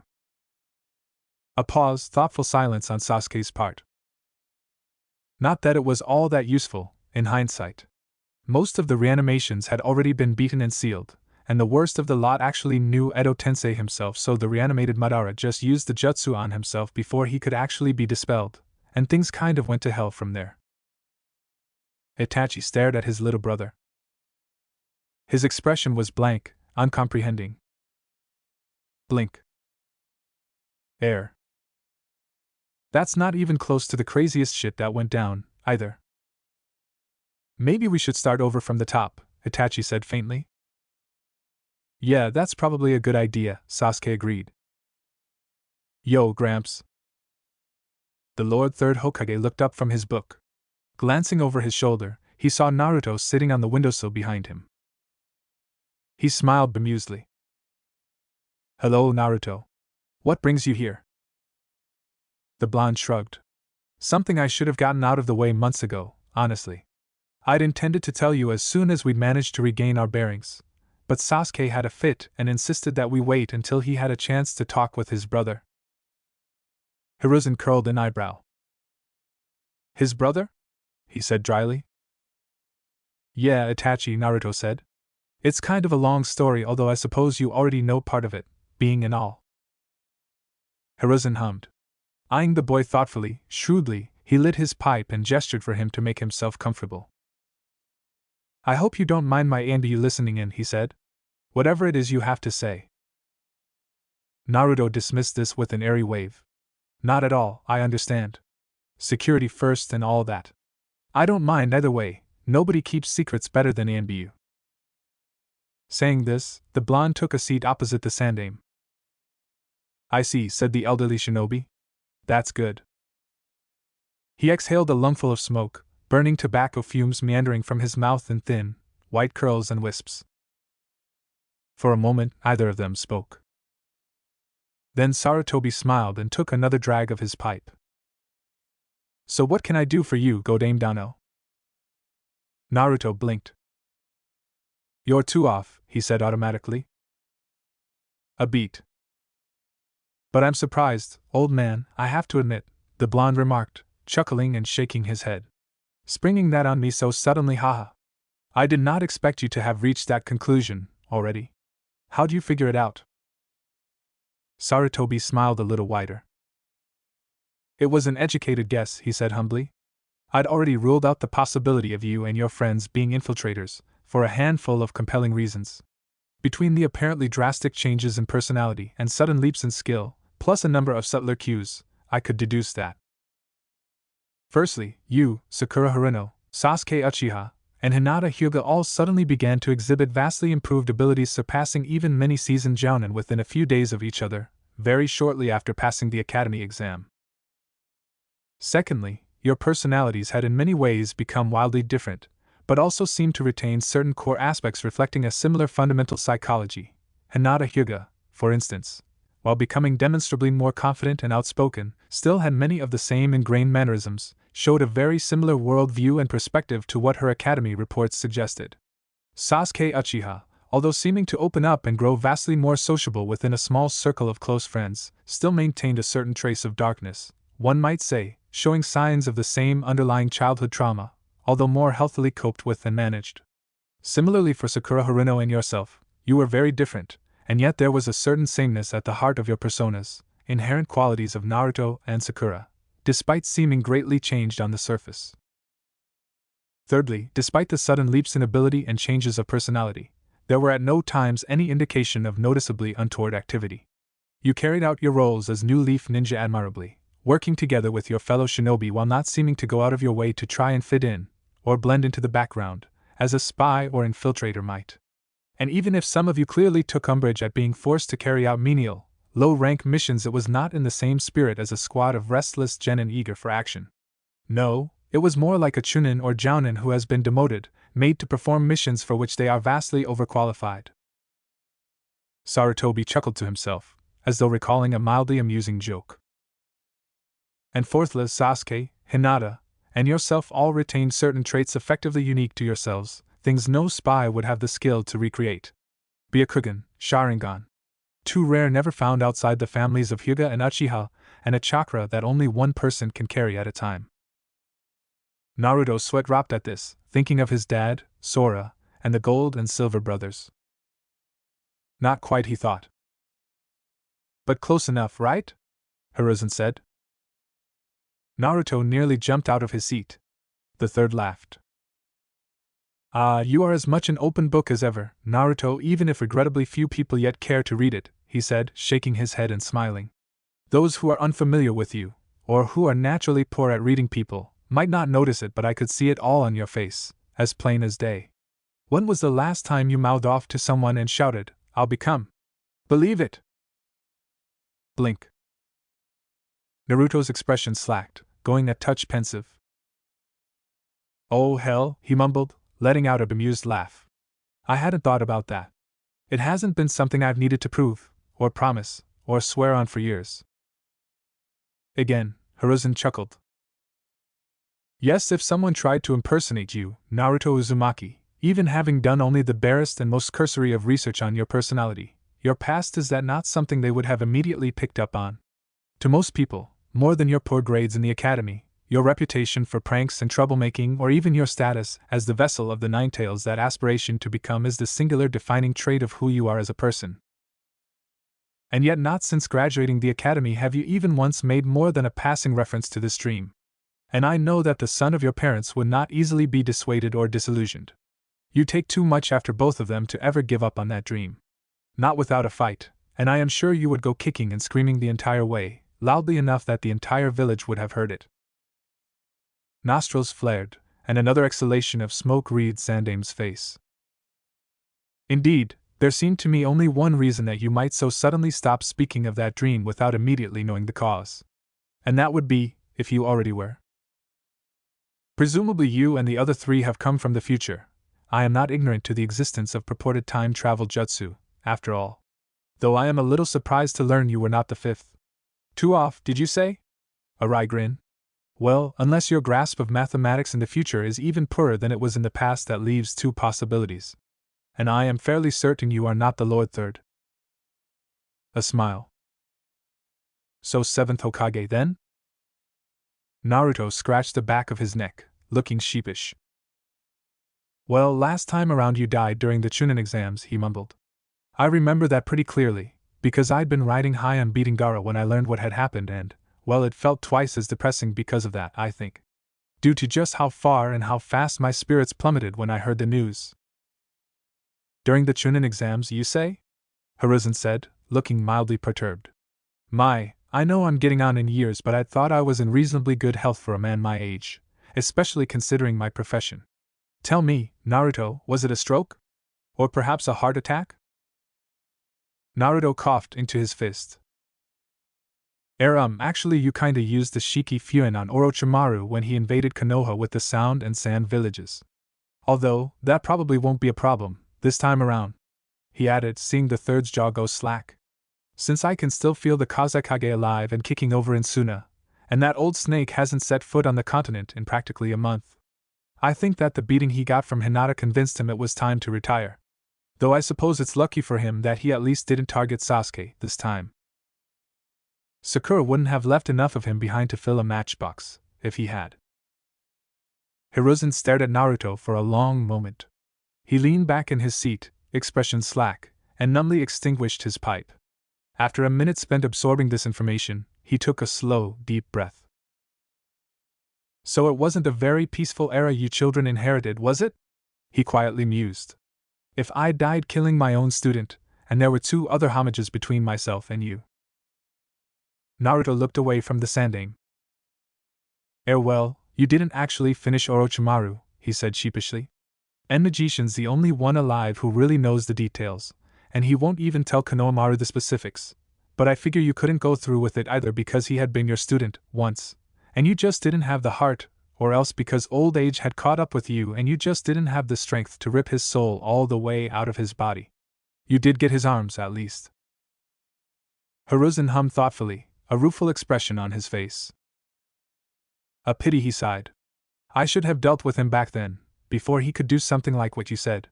Invading the Leaf with 2 villages at his back and one of our allies, at that.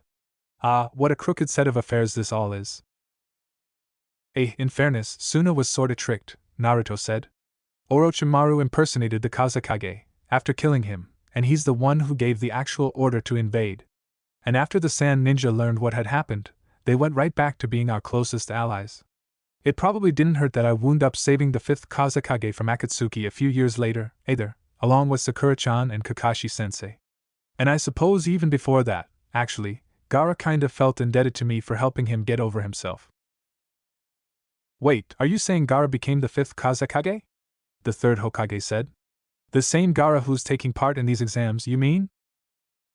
Well, he is the 4th son, Naruto replied. And Shikaku's, or at least, he was until Shikaku got extracted from him by Akatsuki. He's the Shikaku's? Said Hiruzen. Then he shook his head. No, or rather I thought you said you saved him from Akatsuki? Having a bijou extracted from you, I'd always understood that to be a fatal process. Oh, it is, Naruto said. But Granny Chio was able to bring him back to life in exchange for her own. Sorta like the Rinna Tensei, actually, although it seems a lot more limited. Hiruzen took another deep breath. So a child became the 5th Kazekage, then had a bijou torn from him by an organization of S-class criminals, only for you to somehow save him from said group comprised solely of individuals strong enough to stand a realistic chance at taking down bijou, and then the bitter, reclusive, and disillusioned old puppet mistress of Suna gave her life to resuscitate him? Well, she wound up needing some chakra from me to actually pull the jutsu off, Naruto shrugged. And we were only up against 2 of the weaker members. And even then Deidara basically just led me and Kakashi-sensei on a wild goose chase while Sakura-chan and Chio fought Sasori. Although Kakashi-sensei did wind up at least ripping off one of Deidara's arms with his Manjikyu Sharingan. Hiruzen blinked. Kakashi has Manjikyu? He said. Yeah, Naruto said. I don't think he actually knows what that is yet, though. Or at least, that he has it. But he and Obito got it on the same day, as I understand it. You don't mean Obito Uchiha? Hiruzen stared at Naruto, baffled. That boy died in the Battle of Kanobi Bridge. He activated it before giving that eye to Kakashi, then? Naruto cleared his throat sheepishly. Oh geez. I'd forgotten he was supposed to have died back then, the blonde muttered. Yeah? Pro tip, Obito's still alive. Relatedly, Madara Uchiha also survived his last battle with the 1st Hokage, and clung to life long enough to save Obito from dying back then and take him under his wing. And the 2 of them basically wound up fucking over the whole rest of the world for several years, since Obito sorta went off the deep end when he saw Kakashi-sensei kill Rin.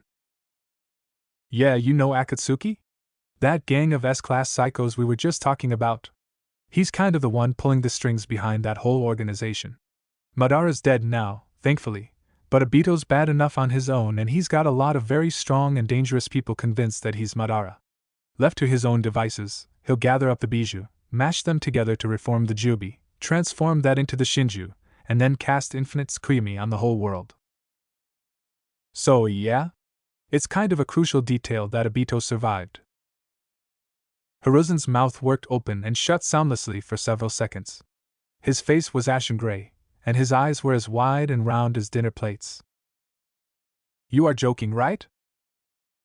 Trust me, Gramps, I only wish I was, Naruto sighed. Then he shrugged. Well, the Akatsuki problem ought to be nipping itself in the bud fairly shortly, either way, so we won't have to worry too much about them this time around. He inclined his head. Ah, hot damn. Conan doesn't fuck around, does she? Those might be more explosive tags than I have felt in my entire adult life, and Tenten used to throw that shit around like confetti. No wonder she was so convinced she could take him out, with an ace like that up her sleeve. Hiruzen blinked. Conan? He said. What? Who? One of the Rain Orphans Jiraiya taught, Naruto supplied. She, Nagato, and Yahiko were actually the founding members of Akatsuki when it was just an organization dedicated to protecting the land of rain from outside threats. Back before Obito came along, sicked Hanzo on them, got Yahiko killed, then told Nagato and Conan that he was Madara and they should totally follow him. The Sandaime took a moment to process all of this, his lips twitching in a thoughtful frown. He eyed Naruto shrewdly. You can sense them? He asked. You mentioned being able to sense Orochimaru and the Kazekage, too, and you say Akatsuki is being taken care of. Yeah, Naruto nodded. He paused, and tilted his head. Ah, good on you, Sasuke. Thinking of including instructions for Izanami in the letter. I guess Obito must have had a spare Sharingan in reserve to burn on an Izanagi after all. Izanami? Said Hiruzen. Izanagi? You don't mean the Uchiha clan's most strictly forbidden kinjutsu, do you? Yeah, Sasuke figured Obito might be desperate enough to Izanagi himself, if Konan and Nagato went at him at the same time. But damn, I did not expect Konan to have that kind of firepower in reserve. I guess she wasn't just kept around for that pretty face, huh? I can't actually sense whatever it is you're sensing, Naruto, Hiruzen said. He noticed a strange orange pigmentation forming around Nanademe's eyes. The blonde gave a start at this, then scratched the back of his neck sheepishly. Oh, right. Sorry. Yeah, so apparently she had like 100 billion paper bombs or something like that just chilling around in case Madara-sama ever became a liability. An appreciative hum. Definitely not just for cheesecake, sheesh. I mean, 10 straight minutes of explosions that massive? Daidara'd probably cream his pants if he saw this. She really did not trust Obito. I thought he was their leader though. You didn't make it sound like they ever learned of his treachery last time around. Naruto shrugged. Konan might have, he said. She sort of vanished off the face of the earth sometime before the Fourth Shinobi World War, not long before Obito came onto the scene with a brand new Rinnegan. He probably killed her to get to Nagato's. I see, Hiruzen said. Well, that certainly sounds. He then paused. His jaw fell open. He did the mother of all double takes. Wait. What? You just said Rinnegan, right? As in the mythical eyes of the Sage of Six Paths? That Rinnegan? The one and only, Naruto replied. Though it's not really that special.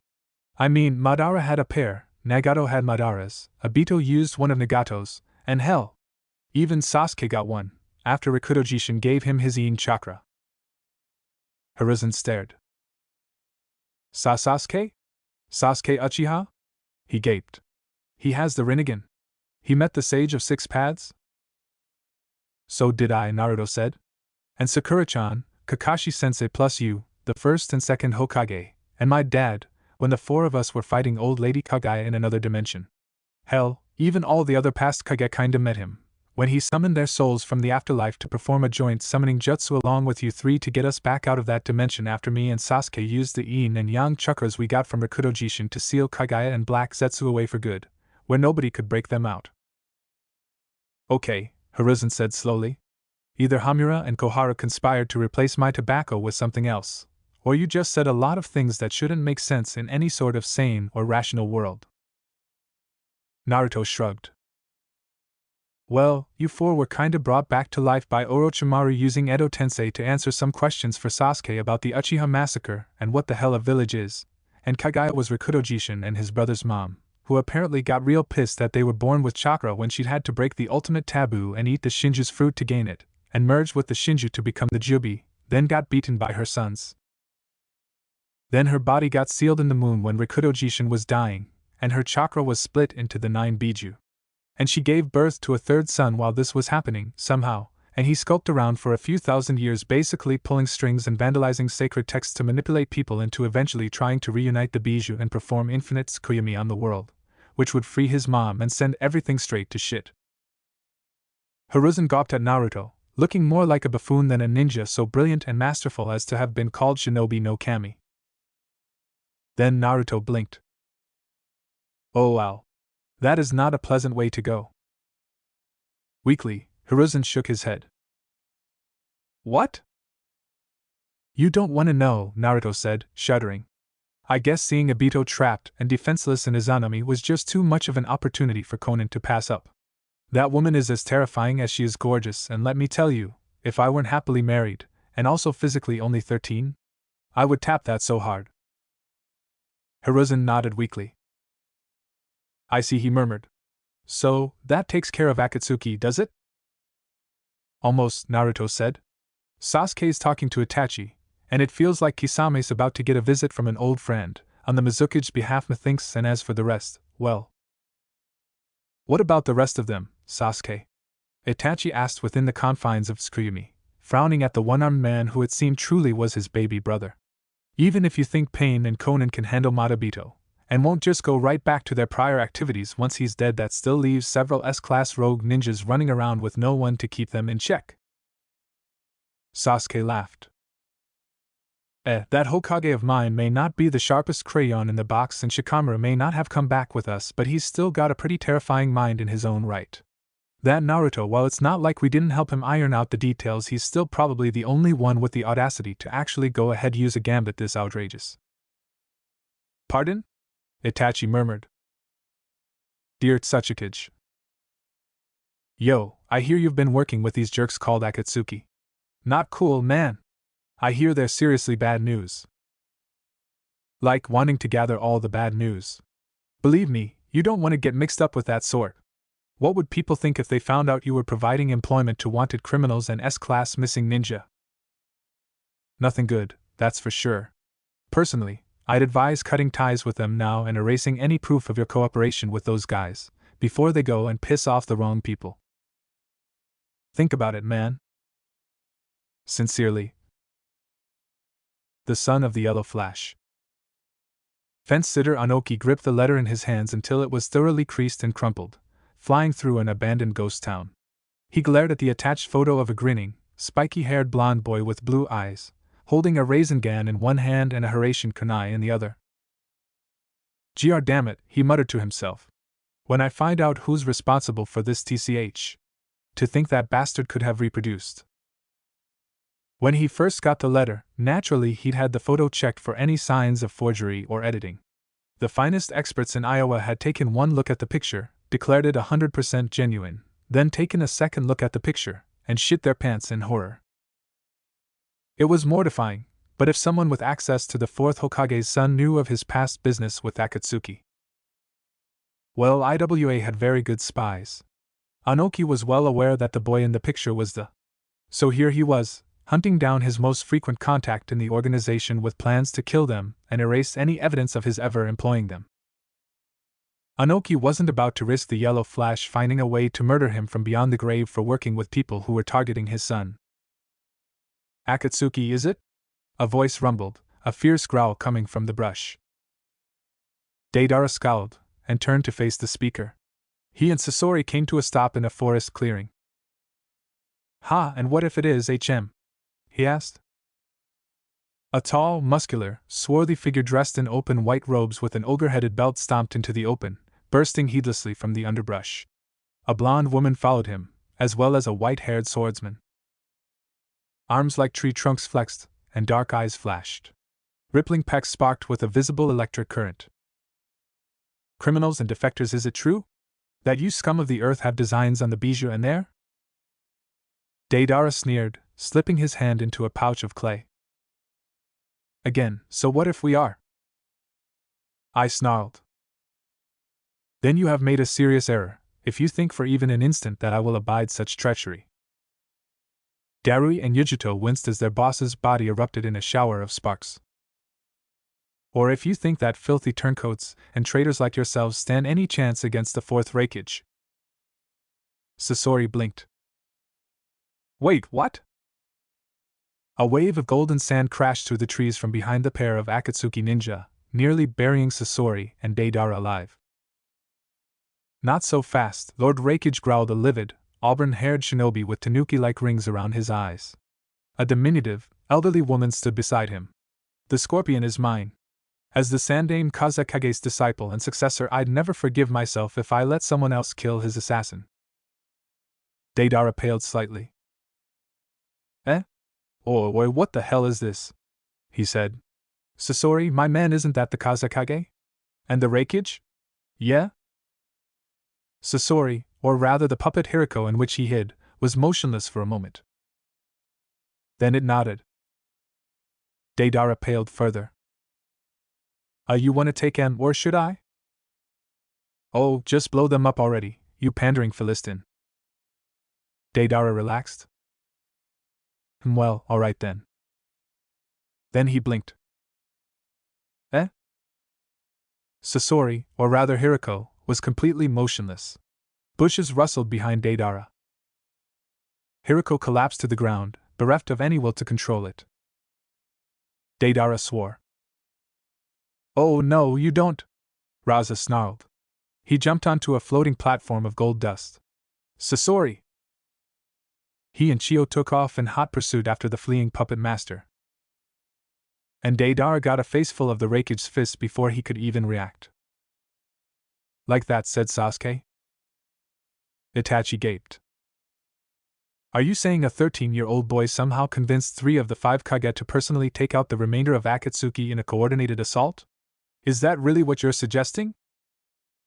Well, they're all doing it for their own reasons, I'm sure, Sasuke said. But yeah, basically. I'll remind you that he is actually the same age as me, though. And the 7th Hokage. Sure, yes, but still, something like that? Sasuke shrugged. He is scarily persuasive. For a moment, Obito Uchiha was convinced he had died. It was a very long and very painful moment in which the entirety of his existence seemed to be on fire, a blinding agony which consumed him down to the very slightest fibers of his being. It seemed sure to him, self-evident and inescapable, that he was dead and in hell. He could be forgiven for assuming this, because Konan did not pull her punches, and Nagato's Izanami had left him completely defenseless. It probably would have been less brutal if they'd simply had him drawn and quartered or flayed alive. Very nearly he had died, with his life functions dipping well below the standard baseline for several minutes, so far below that there was at least a quarter-hour stretch of time during which his heart didn't actually beat. Like at all. He came close enough to dying that his chakra dwindled too low for even Naruto to sense, and this was a man who could detect and discern the life energy of microbes. So that was saying a whole lot of something. However, despite all this, Obito wasn't quite dead. Technically. No, like a paragon among cockroaches, he clung to the faintest vestige of life even an hour after being left for dead in the smallest, wettest, smelliest stitch Nagato and Konan could find. Uchiha were tenacious sons of bitches to begin with, and as more than a third of the soft tissues in his body had been replaced with concentrated cell cultures from the Lord First Hokage, Obito was nearly impossible to put down. Slow to bleed, slow to die, and with a healing factor to boot. It took him a while to realize this himself, though.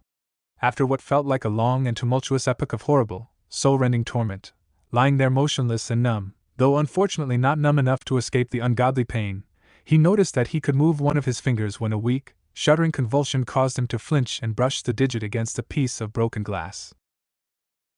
And then he spent several seconds in a disbelieving shock that somehow, despite even his own expectations, he had managed to survive that horrible, unspeakably brutal beatdown. He was alive. Fucking alive. He might have jumped to his feet in celebration if he still had the strength to do so. Or feet. The right one, at least, seemed to be slowly reforming, but the one on the left was a lost cause. In fact, that seemed to be the case for most of that side of his body, although his heart and head were still fortunately intact more or less. Irony, or so he presumed. Last time he came this close to death, the entire right side of his body had been all but crushed into a fine paste. He'd only survived then, because Madara had been there to graft Hashirama putty onto that mashed and broken half of his carcass. And now because of that, this time it was the left side of his body that wouldn't be coming out of this disaster resembling anything close to functional, with his left arm and leg, and a good chunk of his abdomen, basically just gone. Probably they were a red smear on some wall somewhere in the Rain Village, a bloody mess that was no doubt being washed away in meandering rusty rivulets by the ceaseless, omnipresent precipitation even as he thought about it. Gruesome, morbid, and horrendously excruciating. That was pretty much the story of his life these days, wasn't it? Once again, he had come out of an otherwise certain death situation thanks to the modifications made to his body. He felt significantly less grateful for that than was probably healthy. Part of him wanted to just lie there and wait to die. But as he felt tendrils of questionably animal tissue threading through his perforated corpse to wrap thin cellulose cords around damaged organs, seeping as slowly as molasses through a sponge to fill the gaps and gaping holes in his mutilated anatomy, he knew that this was dreadfully unlikely to work. Not unless he waited 2 to 3 weeks, and even that was only assuming these bloody bastard plant cells were incapable of leaching nutrients from the soil. Ugh, he muttered. Ugh. Well, this was a nuisance. Not only had Nagato and Konan betrayed him, but they hadn't even had the decency to finish the job and make absolutely sure he was dead. So not only was he not released from his obligations and half-baked schemes, but now he would have to figure out some way to salvage his, or rather Madara's plans. It was about now that Obito mused on the downside of making Nagato the face of Akatsuki's leadership. While it did allow him to deflect attention from himself while he waited and worked behind the scenes, it also meant that Tenda Pain, Nagato's Deva path, was the person Akatsuki's members followed. And while that had been perfectly fine and dandy back when Nagato was just a player dancing to the tune of his pipe, now that the Uzumaki descendant and his loyal partner had rebelled, it meant that Obito no longer had any real control over the organization. That was kind of problematic. Christ. Ugh, Obito miserably groaned. How the hell was he going to get out of this mess? If he was going to continue Madara's plan, he would have to find some way to turn this situation in his favor. If Konan and Nagato chose to continue in the plans to gather the bijou, then maybe he could just bide his time in the shadows and build his strength back up until they had all the tailed beasts, only to swoop in at the last second and snatch victory from the jaws of defeat. If they carried on in his plans to collect the bijou. But something told Obito that this was unlikely. Before he came along, Akatsuki had simply been an organization of freedom fighters, basically just a ramshackle militia, aside from the fact that one of its leaders possessed Madara's Rinnegan. Their only goal had been to improve the quality of life in America. More like a neighborhood watch committee than an extremist terrorist cell. At least by ninja standards. And now that they had figured out his role in the death of their friend, and in turning Hanzo against their little band of merry men, it seemed unlikely that Nagato and Konan would carry out the plans he'd given them. They might try to return Akatsuki to its roots even. Hell, they might actually try to make nice with Hanzo. This was troublesome. Maybe he could try and lure some Akatsuki members away from the fold, so to speak? Even nearly a century after the founding of the hidden villages, the name of Madara Uchiha still carried a lot of weight. People feared and respected that name. That man had become nearly mythologized in the shinobi world. Nagato and Konan probably never would have thrown their lots in with some disenfranchised jerk-off named Obito. But tell them he was the Madara Uchiha, and even the man with the makings of a full-on god complex would defer. That was just how big Madara's legend was. He was larger than life. At least one or two of the Akatsuki members would probably come under his wing, that way. Kisame definitely, and Zetsu as well. That new recruit who'd just been teamed up with Kakuzu could probably also be easy to manipulate, especially if he offered the guy a chance for lots of murder and bloodshed in the name of his heathen god. Kakuzu himself would be harder. Obito Uchiha didn't really have any capital to his name, now that Akatsuki had been taken out from under him. Pain and Konan were the ones with the resources, and they could easily keep the old cynic on board as long as they paid him and provided him sufficient opportunities to earn money. Itachi was not an option, for several reasons. Not least of which because he'd seen the boy at that reunion, and knew the true reason behind Itachi's massacre of the clan. When you got down to it, Itachi was loyal to Konoha. Obito could try to pressure him by threatening to destroy the village and kill Sasuke if he didn't cooperate, but in his current state that would be suicidal. Sasori was tricky. The guy didn't really have any strong motivations one way or the other. He worked for Akatsuki because it was something to do, and gave him at least somewhat of an umbrella against assassins and bounty hunters. There wasn't much Obito could use to manipulate a guy as detached as that, and while he could probably try getting him with a reverse therapy jutsu, that could just as easily backfire. Deidara would be another challenge. On one hand, he hated Akatsuki with a fiery passion, which Obito could certainly use to lure him away from the organization. On the other hand, the guy also quite vocally hated Uchiha, and there was no telling what sort of reaction the name Madara might get from him. He might be cowed into serving him, or he might go ballistic and blow the both of them sky high. Obito sighed. Well, he was getting ahead of himself, either way. After all, he was only barely alive at the moment, and badly dismembered besides. He maybe had enough chakra to slip into his pocket dimension. But most likely he'd pass out the moment he got there, if he tried using that space-time jutsu now. Although that would be safer than lying in some ditch in Amigekure. That rain coming down was linked to one of Pain's sensory jutsu, and if he waited to accumulate enough chakra to use his transportation technique flawlessly, he would almost certainly become a noticeable blip on the man's radar. And that would be cutting things a little too close for his tastes. He'd be out of it for a while longer, probably, but at least in that pocket dimension he had the supplies to tend himself once he woke up. It wasn't like the members of Akatsuki would be going anywhere anytime soon. With a groan, Obito rolled onto his good side and looked into the water for a moment as he channeled his chakra. Then he blinked. Blankly, Obito stared at his reflection. He looked like ruminated shit, but that was not what caught his attention. No. He looked at his eyes. His fucking eye. Not red, not black. Not a crimson iris embedded with a central pupil, supported by 3 tomo. Not a slender, tri-bladed propeller churning a sea of blood. Pure gray, with concentric circles. Circles inside of goddamn motherfucking circles. He had a Rinnegan. Somehow, after all this shit, he had awakened that eye. The irony was not lost on him.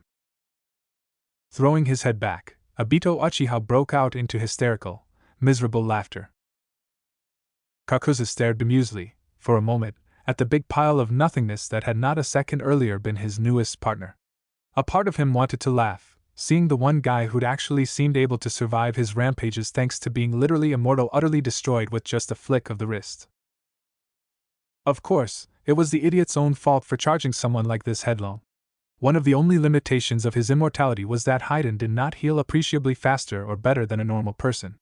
He couldn't regenerate a lost limb, it needed to be sewn back on, reattached. He was pretty tough, and Kakuzu's threads were ideal for tending to any especially troublesome wounds the idiot might receive, but there were limits to what could be repaired.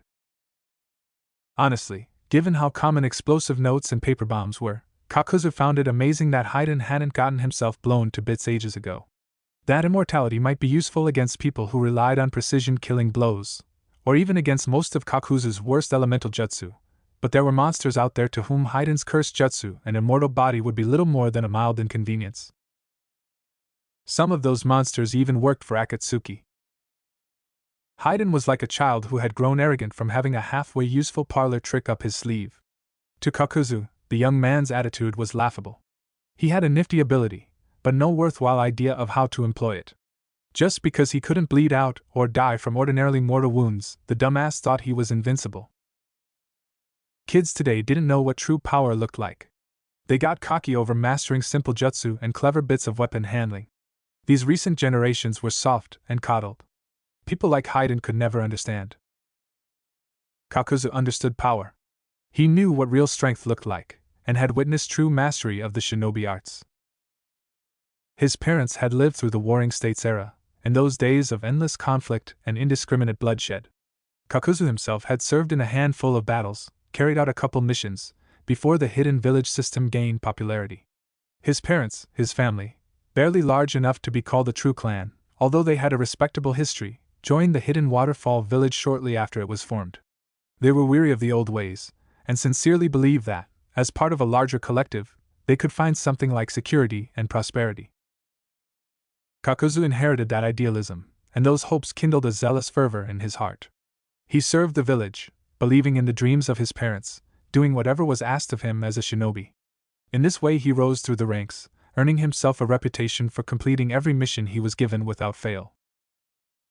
And so he was eventually entrusted with a task of the greatest danger and difficulty. A task that everyone believed to surely be impossible. Perhaps, in hindsight, they had meant it as a suicide mission. Maybe he'd risen too far in prestige and begun to worry about the leadership with his sterling reputation and growing status. Or maybe they had simply been stupid and desperate enough to think it could actually be done. Whatever the case, he was given that fateful mission to assassinate the Lord First Hokage, Hashirama Senju. Kakuzu hadn't stood a chance. He'd thought himself a skilled ninja, before then, believed that he was talented, and that with enough determination any obstacle could be overcome. And Hashirama had seemed trusting, oblivious to the idea that anyone might want him dead. It was so easy to get in close, the man didn't seem to suspect anything untoward even as Kakuzu drew his dagger. But that was as far as he got. The woman beside the Hokage, his wife Mito, pierced Kakuzu with a cold glance the instant he resolved to strike. He froze up beneath her gaze. "He is here to kill you, dear." She said that to Hashirama, betrayed the purpose of Kakuzu's visit with such nonchalance that almost he had felt tempted to laugh, because of course the crazy bitch wouldn't sound worried even when a foreign shinobi was inches away from plunging a knife through her beloved's throat. But then Hashirama laid a hand on Kakuzu's wrist and looked him in the eye. He knew true fear in that instant. This was no mere ninja. This was not a lowly mortal man like himself. This was something else, something great and terrible and utterly beyond his ken. Ancientry and grandeur, something as old as the green forests, as deep as the oceans and immovable as the mountains. Unassailable, indomitable. Invincible. Truly and absolutely. Hashirama never even needed to lay a hand on Kakuzu. Did not have to say a word or make a single threatening gesture. That single glance vanquished the assassin, unmanned him and laid him low, robbing him of all resolution, all determination. Kakuzu fell to his knees in awe and horror. All thoughts of completing his mission, of killing his target, fled his mind. He could see it. Hashirama sat behind his desk. And behind him was a great, spectral bodhisattva, an austere god with 1,000 hands and a carven, dispassionate visage. The weight of that glance, the quiet consideration of something so immense and lofty, was enough to crush Kakuzu and press his face to the ground. He vomited in terror, trembling and weeping uncontrollably, wordlessly begging for mercy. Hashirama dismissed him with a single, unconcerned gesture, graced him with a slight pitying smile. That smile was more than Kakuzu's own village showed him. Disgraced by his failure, and fearful of retaliation, Takigakure's leadership resolved to have Kakuzu executed in a gesture of reconciliation. After everything he had done for the village, the unflinching loyalty he had shown them, they betrayed him over that single failure. Planned to execute for coming short of doing the impossible. This betrayal showed Kakuzu the truth of the world. And that encounter with Hashirama showed him what true power looked like. Kakuzu was well informed. He knew that there was only one man who had ever been considered even close to equaling Hashirama Senju. Hell, any schoolchild could have told you that much. He also knew that the man who appeared before himself in Haiden was one of the only people to survive a battle with that man. Fence-sitter Anoki, master of the unparalleled particle style. He and his mentor, the Null Man Mu, escaped a fight against Madara Uchiha with their lives intact. The Sandaime Tsuchikage was probably one of the only men alive with whom Kakuzu felt the need to tread lightly. Him, Pain, and Hiruzen Sarutobi. Those were the only 3 shinobi on this planet to whom Kakuzu could imagine himself possibly even marginally inferior. And of those 3, Anoki was the only one whose strength he could conceivably compare to the first Hokage.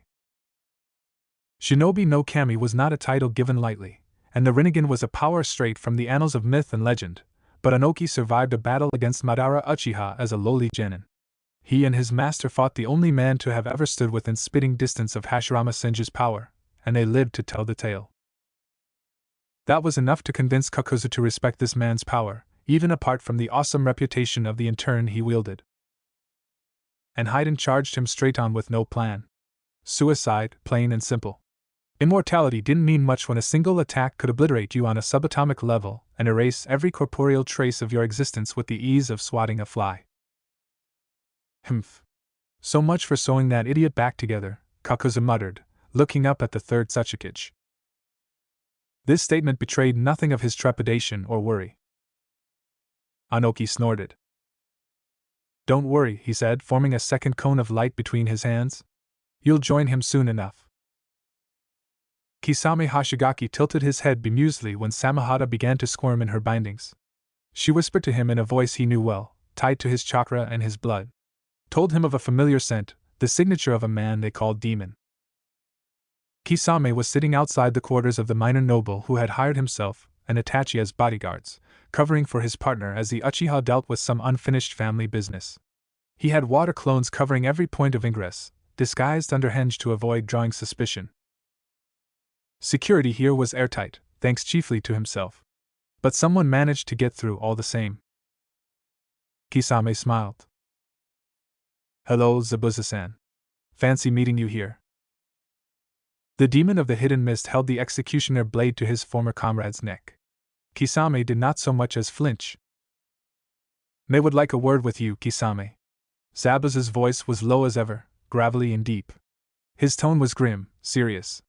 Curious cleaning up the mess it's made these past couple of decades, and you're one of the biggest spills. Kisame smiled. It was all teeth. Is that so? He replied. I must say, this is quite a surprise. Zabuza-san, I had been under the impression that you were determined to install yourself as Mizukage. But now you are taking orders from Mei-chan? My, how the mighty have fallen. I had a change of heart, Zabuza said. Not that I expect you to understand, but I was reminded of what a real kage should be. That kid, Uzumaki, he shook his head. A thug like myself could never make the cut. I'm just here to do Lady Mizukage's dirty work. He pressed the edge of his sword a hair tighter against Kisame's neck. Not enough to draw blood, but it was distinctly uncomfortable. A lesser man would have started sweating bullets. Kisame was cool as a cucumber. So the rabid demon has become a lowly attack dog, he said. How sad. But I must wonder, if you don't think you have the power to become Mizukage, then how do you possibly delude yourself into believing that you can match this? That kind of thinking is a trap, Zabuza said, smirking. One that a ninja of your caliber should know to avoid. Yes, I said I'm not cut out to be Mizukage, but I wasn't talking about power. Frankly, I'd say we're about equal, aside from that monster you've got strapped to your back. You greatly overestimate yourself, I think, Kisame chuckled, grasping the edge of Zabuza's sword. Or else dreadfully underestimate me, if you dare to call us equals. He pushed the sword away from his neck, unbothered by the edge of it digging into his palm. Blood seeped out over the blade, and Kisame smiled as he grabbed Samahata's hilt with his other hand. Zabuza's hands tensed, and his arms flexed with effort. I wasn't apprenticed to Fuguki-sensei for my dashing good looks, after all. Kisame started to draw his weapon. Then he stopped. Suddenly, his grip went slack, and his arms slumped bonelessly at his side. Needles protruded from his flank, his shoulders, his wrists. A beat.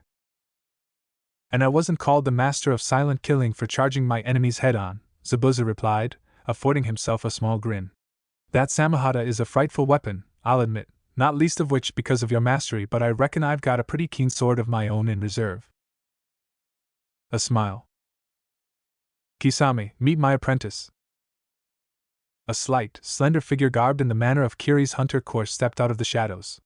Silken black hair was contained in a bun, and a porcelain mask concealed the ninja's face. Haku, Zabuza added, nodding to the hunter nin. Meet your prey. Kisame laughed. So you've got a partner of your own, do you? He mused. Pretty young, though. I dare say mine could beat yours. He inclined his head. In fighting or cross-dressing. He's a very pretty man, that's Itachi. I do not doubt he could beat me in combat, Haku responded. I have witnessed the fearsome prowess of the Uchiha clan firsthand, and I know that I have a very long way to go before I can measure up to such an opponent. In combat. A moment of silence. Something like a smile might have come onto the youth's face. But Mei-sama says I can pull off a sailor uniform better than any girl. Kisame arched an eyebrow. You, he said. And Mei-chan? Now there is something I would have not expected. She likes younger men, Haku said with a shrug. And as for myself, well, I can't imagine there's a straight man alive who could say no to her. Zabuza coughed into his fist. You'd be surprised, he muttered. Sacrificial lamb? Kisame mouthed, looking from Haku to Zabuza. She was getting obsessed with finding a nice guy, Zabuza mouthed back. Scarily so. Kisame shook his head pityingly. She was always quite fond of younger men, he said. But how old are you, then? If she's picked you for her boy toy. 16, said Haku. My birthday was a few weeks ago. I see. Kisame squinted at Haku. And when is she planning the wedding? Next June, Haku said, sounding quite happy. Kisame shook his head again. She has it bad, doesn't she? Zabuza shrugged hopelessly. I think it's an honor to be chosen as Lady Mizukage's intended, Haku interjected demurely. I hope to make her station proud and become a bride worthy of Mei-sama. A beat. I think you mean bridegroom, Kisame replied. I know what I said, Red Heart, Haku chirped. She was quite insistent on that part. Said I would look better in the bridal clothes than she would red heart. Kisame's sweat dropped. I see. He turned his head to look at Zabuza. And this is the woman you're planning to bring me back to? Unless you prove uncooperative, Zabuza said, waving a hand airily. Then I'm authorized to kill you. And since Haku has already hit your pressure points well, what do you think the prudent choice would be? A beat. Kisame was silent for a minute. Well? Zabuza said. What do you say? Kisame coughed. I'm weighing my options, he answered. She's not that bad, Zabuza said, rolling his eyes. Especially not now that she's got a boyfriend in Haku, and doesn't feel so self-conscious about being unmarried. Honestly, I was on the fence about her myself, until I really bothered to look, he shrugged. But when I did, I realized that she had the same eyes as that kid, something you can't fake or copy. Real quality, a singular purity of purpose and surety of resolve. The eyes of a true Kage. Kisame stared at Zabuza. What kid? He wondered, catching a second reference to something odd. Haku smiled. Somehow, even with it hidden underneath the boy's mask, Kisame was immediately aware of this fact. Almost the air seemed to light up with warm recollection, a nearly tangible fondness. Your partner's brother, he whispered. Sasuke Uchiha, and his teammate Sakura Haruno, they were unlike anything I have ever seen. Monstrously powerful, eclipsing even the legendary copy ninja. But even they deferred to that runt, Zabuza said, that kid who could rehabilitate even the lowest and most remorseless scum on the face of this earth with a single punch and a 2-minute lecture. He chuckled. I don't know, maybe he's actually even more powerful than them, but all I saw was a dazzling radiance. Some quality that shined through even in a snot-nosed punk like him. I'd never seen anything like it. And I thought, looking at him, I couldn't help but think that this was what a Kage should be. That next to this kid, my own inadequacy was perfectly apparent. I wasn't ready. I didn't have what it took. Next to someone like him, or like me, simple thugs like you or me just can't measure up. Strength is our only virtue. Haku nodded. Yes, there was just something about him, about his friends. That's Naruto Uzumaki. So, Kisame, old pal, said Zabuza, turning to face the Piscine shinobi. What do you say now?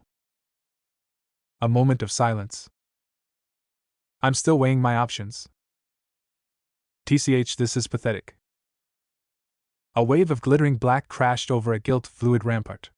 White noise, hissing, the tumultuous grating of hundreds of thousands of metallic grains rolling and tumbling together. Tendrils arched out, coils and wisps of gold and iron twining and thundering in a cataclysmic violence. Like a piece of abstract art, the Yondaime Kazekage's gold dust wrestled with the Sandaime's iron sand. It was a near stalemate, a fierce duel of hidden sand magnet style. Sasori stared blankly at Raza. If he could, he would have smirked. Humph, don't blame yourself, fourth. Your predecessor's jutsu is simply too powerful for you to beat. Swirling, leaping, darting and rushing and rising and falling, hundreds of shapes clear and indefinable, thousands of points where these fluid masses met and pushed. It was beautiful and indescribable, the contest of these metallic sands. No words could convey how subtly the substances interplayed, the millions of ways in which they were shaped and moved against each other. Like tide dye and lava lamps, blood spatter and stress fractures, there was a quintessential expression of chaos in the unpredictable turbulence of these wrestling jutsu. It was conceptual sumo, a battle of wills which defied literal or mathematical expression. Like water coming out of a faucet, the swirling clouds of a hurricane, sand sliding down the sides of an excavation. It was marvelous. Who said I was talking about my own performance? Raza growled out, wheeling his arms, keeping the iron sand at bay with his denser but softer gold dust. He didn't appear at all tired or perturbed as he directed his medium like the conductor of an orchestra. He stepped back and thrust 2 clenched fists forward. His gold dust crashed through the iron sand, a stampeding bulwark that scattered the ferric filings like leaves before a gale. Splaying his fingers, he then spread the mass of gold out in a curling tidal wave that threatened to drown Sasori and his marionette. That puppet of yours can't even compare to the real thing, Raza spat. Sandaime's jutsu was nowhere near this weak. Lady Chiyo watched this display, her grandson's mother and father puppets on standby. Sasori glared and drew his own hands wide apart. Setetsu Kaiho. Fractal branches of iron lashed out, crossbeam struts and pillars catching the crashing wave of gold, distorting and disrupting it. Raza scoffed and turned on his feet, moving his arms and flowing downward arcs. His gold poured in serpentine tendrils, diving through the mesh of forked iron barbs, fingers ducking down the path of least resistance, and flooding a world of ferric sand. Pathetic, he repeated. Simply pitiful. That puppet might have the chakra, the jutsu of the Sandame Kazakage, but it lacks any will aside from your own. The power and flexibility of its techniques are limited by your experience and tactical prowess. He shook his head, feeling his gold sand bury Sasori and the third Kazakage puppet. Maybe that puppet is enough against most foes, but it's merely a shadow of the true Kage. Just a pale imitation. He curled his hands slowly into fists. But feel honored, Akasuna, for few men indeed are floated across the Styx in coffins of pure gold. The sands imploded. High above the battlefield, on a large sculpted bird, a vaguely effeminate man sat cross-legged. He was deep in thought. His flying mount dodged beams of electric blue, a laser barrage aimed to snipe him out of the sky. Okay, Deidara. Let's think about this logically. So, apparently your art is diffused when it comes into contact with lightning chakra. That's kind of a big weakness when fighting two of the strongest ration users alive, but I'm sure you can figure something out. The clay bird dropped a few more clay bombs, mostly just to give those bastards on the ground something else to shoot at. The guy with the sword was the main problem, with that long-distance return ninjutsu of his, but the Reikage and the Nibi were nothing to sneeze at either.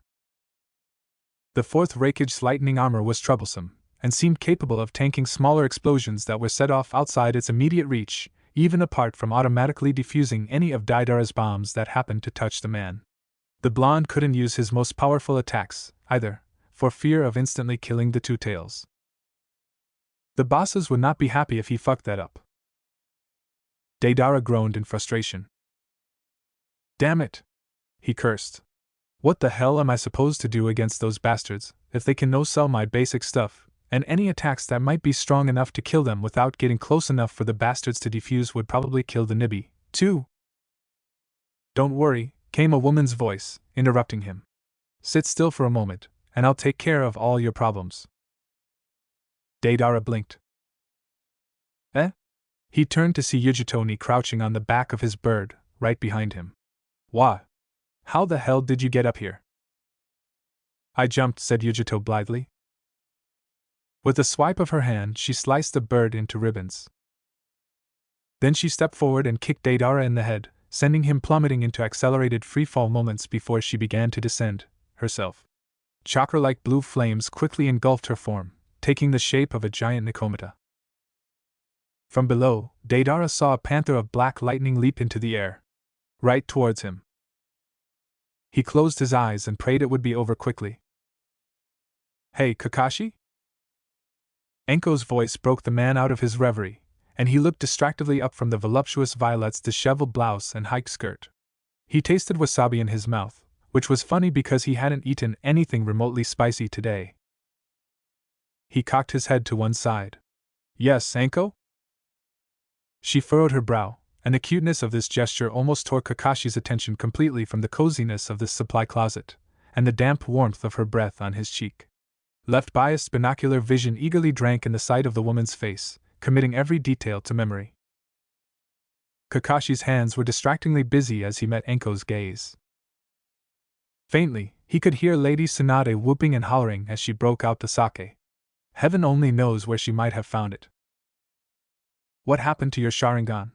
Enko asked him. It looks all funky. Kakashi frowned. Funky? Yeah.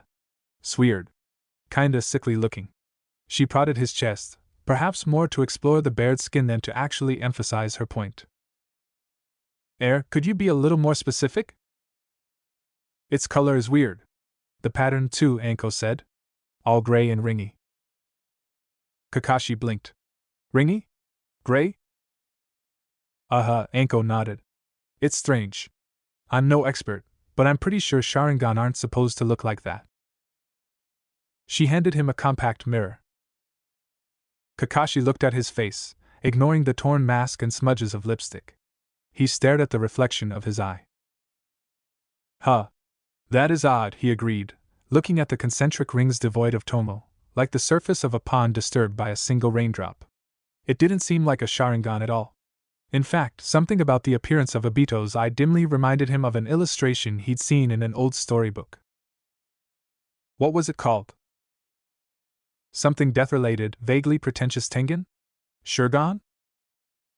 Unbidden, he thought of Rin. Odd and faintly sobering. He cocked his head. Rin. Rin? Rinne? Ah. Rinnegan, he muttered. That's the word I'm looking for. It looks like a Rinnegan. Enko blinked. Rinnegan? Some Sarakai? That sounds awfully pretentious. Are you sure it isn't sick? She repeated. Because it looks pretty sick. I think you might want to have Tsunade or someone take a look at it. It's probably just a mutation, Kakashi said dismissively. Then he shrugged and leaned in a little closer. But where were we before that? Enko smirked. The fun part, of course, she purred, snaking a hand down his trousers. Kakashi smiled and took a handful for himself. Yes, that sounds about right. Something exploded somewhere in the rec center, to shouts and raucous cheers from an assortment of drunk Uzumaki, and some distant Uchiha relatives. Tsunade crowed victoriously, and Jiraiya's howling laughter resounded through the building. Kakashi couldn't care less. Itachi blinked rapidly as his eyes were uncovered. The light in the room, though truthfully a tad dim, seemed terribly bright. It was dizzying. He looked around at his surroundings, which were so crisp and clear that he felt a touch of vertigo. The change from near legal blindness to better than 20/20th's vision was unreal. It threw him off, and he blinked again. Repeatedly. He tried reflexively to clear his eyes, a primitive and reptilian part of his brain assuming that this sudden change from its accustomed visual resolution was the result of something getting in his eyes. It registered the difference, but didn't yet parse the fact that it was an improvement. It was almost painful, this sudden ocular clarity.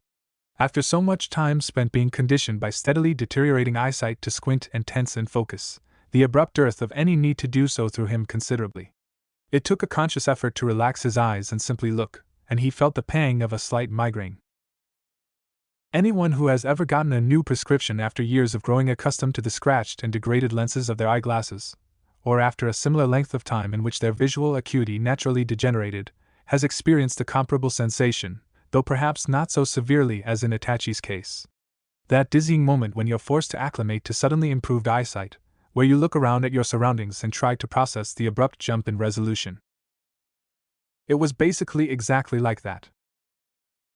He felt a mild headache, suddenly aware of how much he had overcompensated for his poor eyesight before now. He forced his eyes to relax, and felt a wave of drowsiness. Lids sagged, and he shook his head in an attempt to discard this weariness like a dog shaking moisture out of its fur. Blink. Blink. He looked at his brother, who smiled wanly. Sasuke's eyes were closed, a bit of blood drying on his cheeks.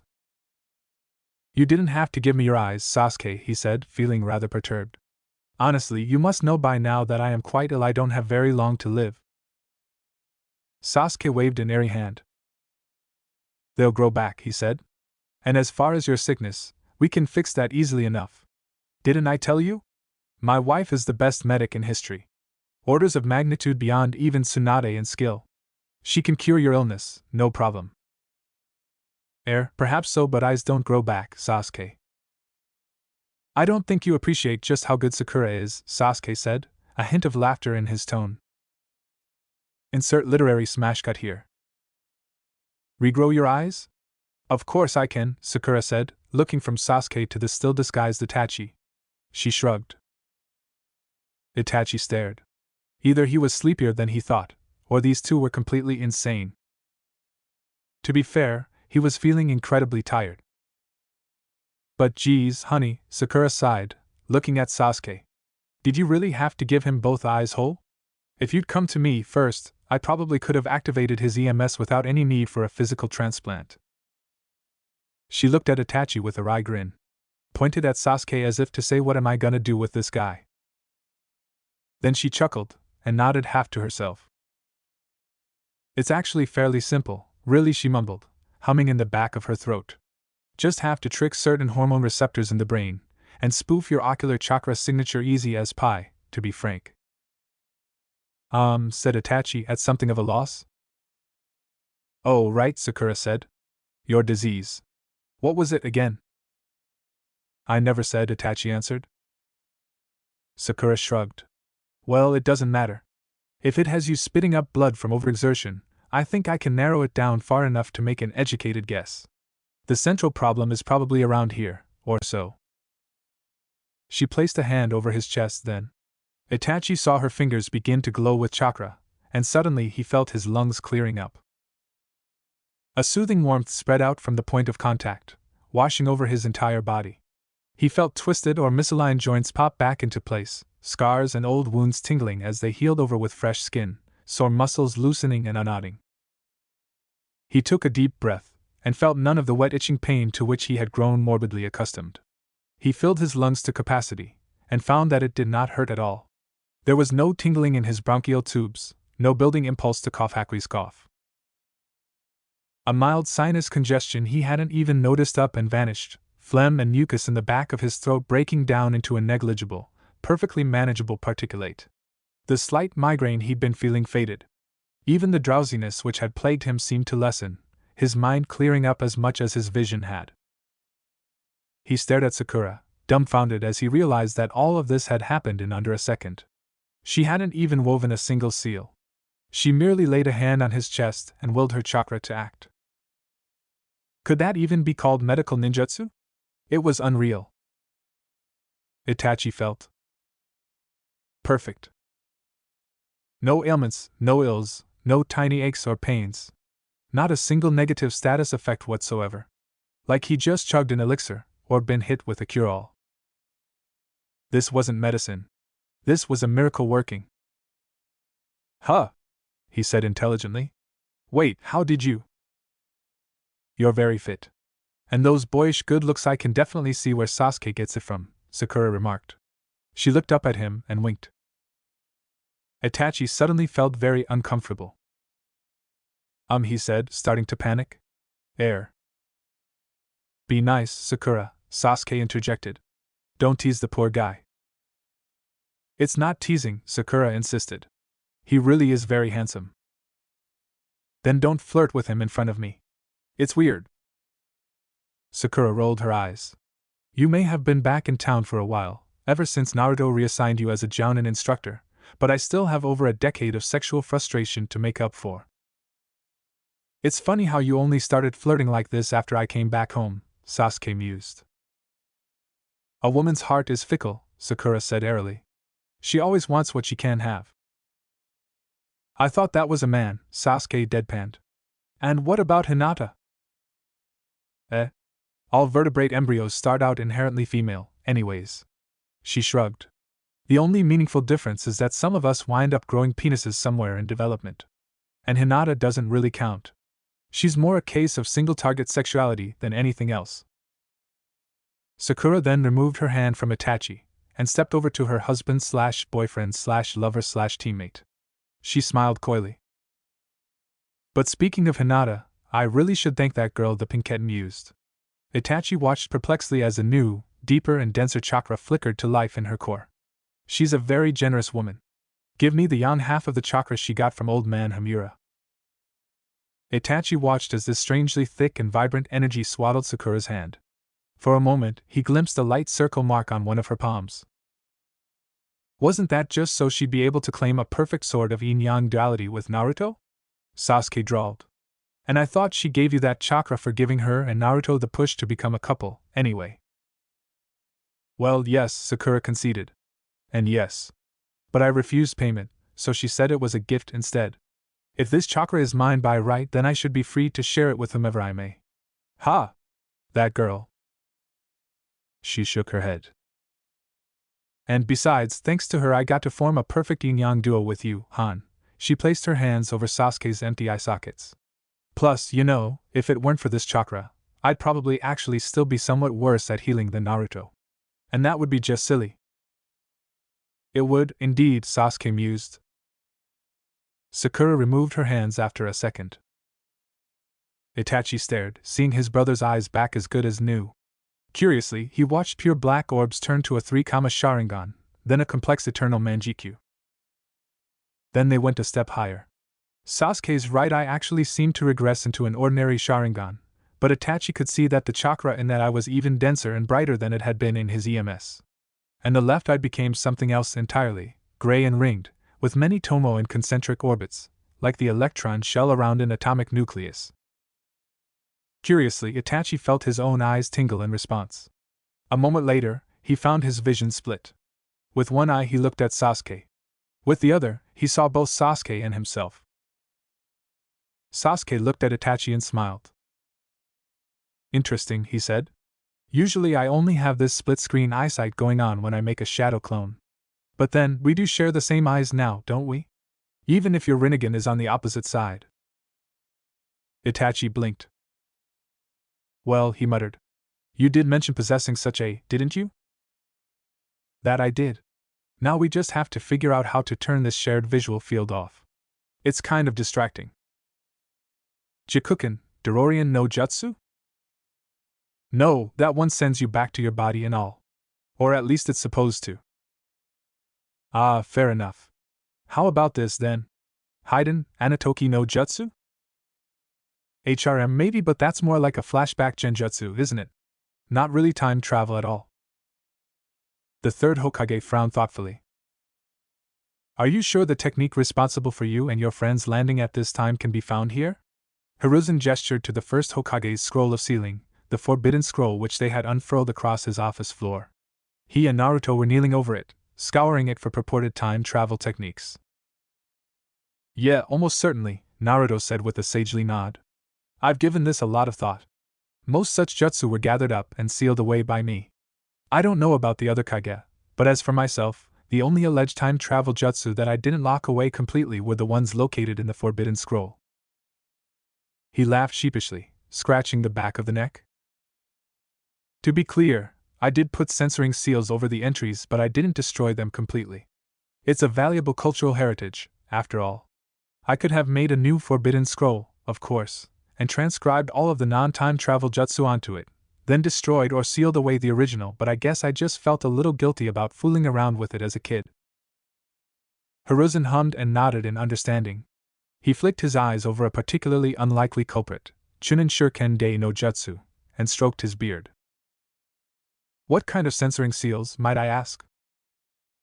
Uzumaki derived, Naruto said. Key to my blood, and the Hokage position, with provisions to decensor for trusted chakra signatures. I see. It's unlikely that just anyone could have read them, then. At least, not without your blood in the key. Naruto nodded. Yeah. Even if someone was given access to the Forbidden Scroll, they wouldn't have been able to read those jutsu without my permission. Had any been? Hiruzen said. Given exemption from the censor seals, that is. Those are mimetic in nature, to my understanding, so it's unlikely that a mirror could have penetrated it. Correct? It compels the brain to automatically censor any information related to what that seal covers, aside from merely encrypting and concealing the text. Yeah? I think that's how Shikamaru explained it. Naruto laughed. And yeah? I have given 3 people access since I put those seals in place. For one of them, it was strictly temporary. Testing to make sure they worked, and all that. The other 2 were Shikamaru and Konohamaru. Sasuke didn't trust himself enough to accept permanent access, and Sakura and Hinata also turned it down. Konohamaru? Hiruzen said, looking a touch surprised. Naruto shrugged. At present, he's one of the most likely people to succeed me. Though some of the newer generation are also showing promise. Well, either way, Sasuke's my top jounin, and Shikamaru's my advisor, but Konohamaru is my disciple. Sandai Mate smiled. Has he become such a fine shinobi indeed? One of the best, Naruto said, grinning. Then he scratched the back of his neck. A familiar tic. And also the third or second most likely culprit for having sent us back in time. Hiruzen stared. So he is still not above causing trouble then? Naruto's sweat dropped. No comment. A moment of silence passed. Naruto gingerly marked Kinpu, Seijin cautioned Jiken Mawashi no Jutsu as a strong possibility. Who do you figure as the most likely culprit then? Hiruzen inquired, a moment later. That, Naruto said, I think I'll leave as a surprise. He chuckled enigmatically. Thanks for watching, Shinobi Squad. If you enjoyed this what if, hit that like button, subscribe, and ring the bell so you never miss the next twist. Drop your theories in the comments, I'm always reading. Want more Naruto heat? Check out the other videos on the channel.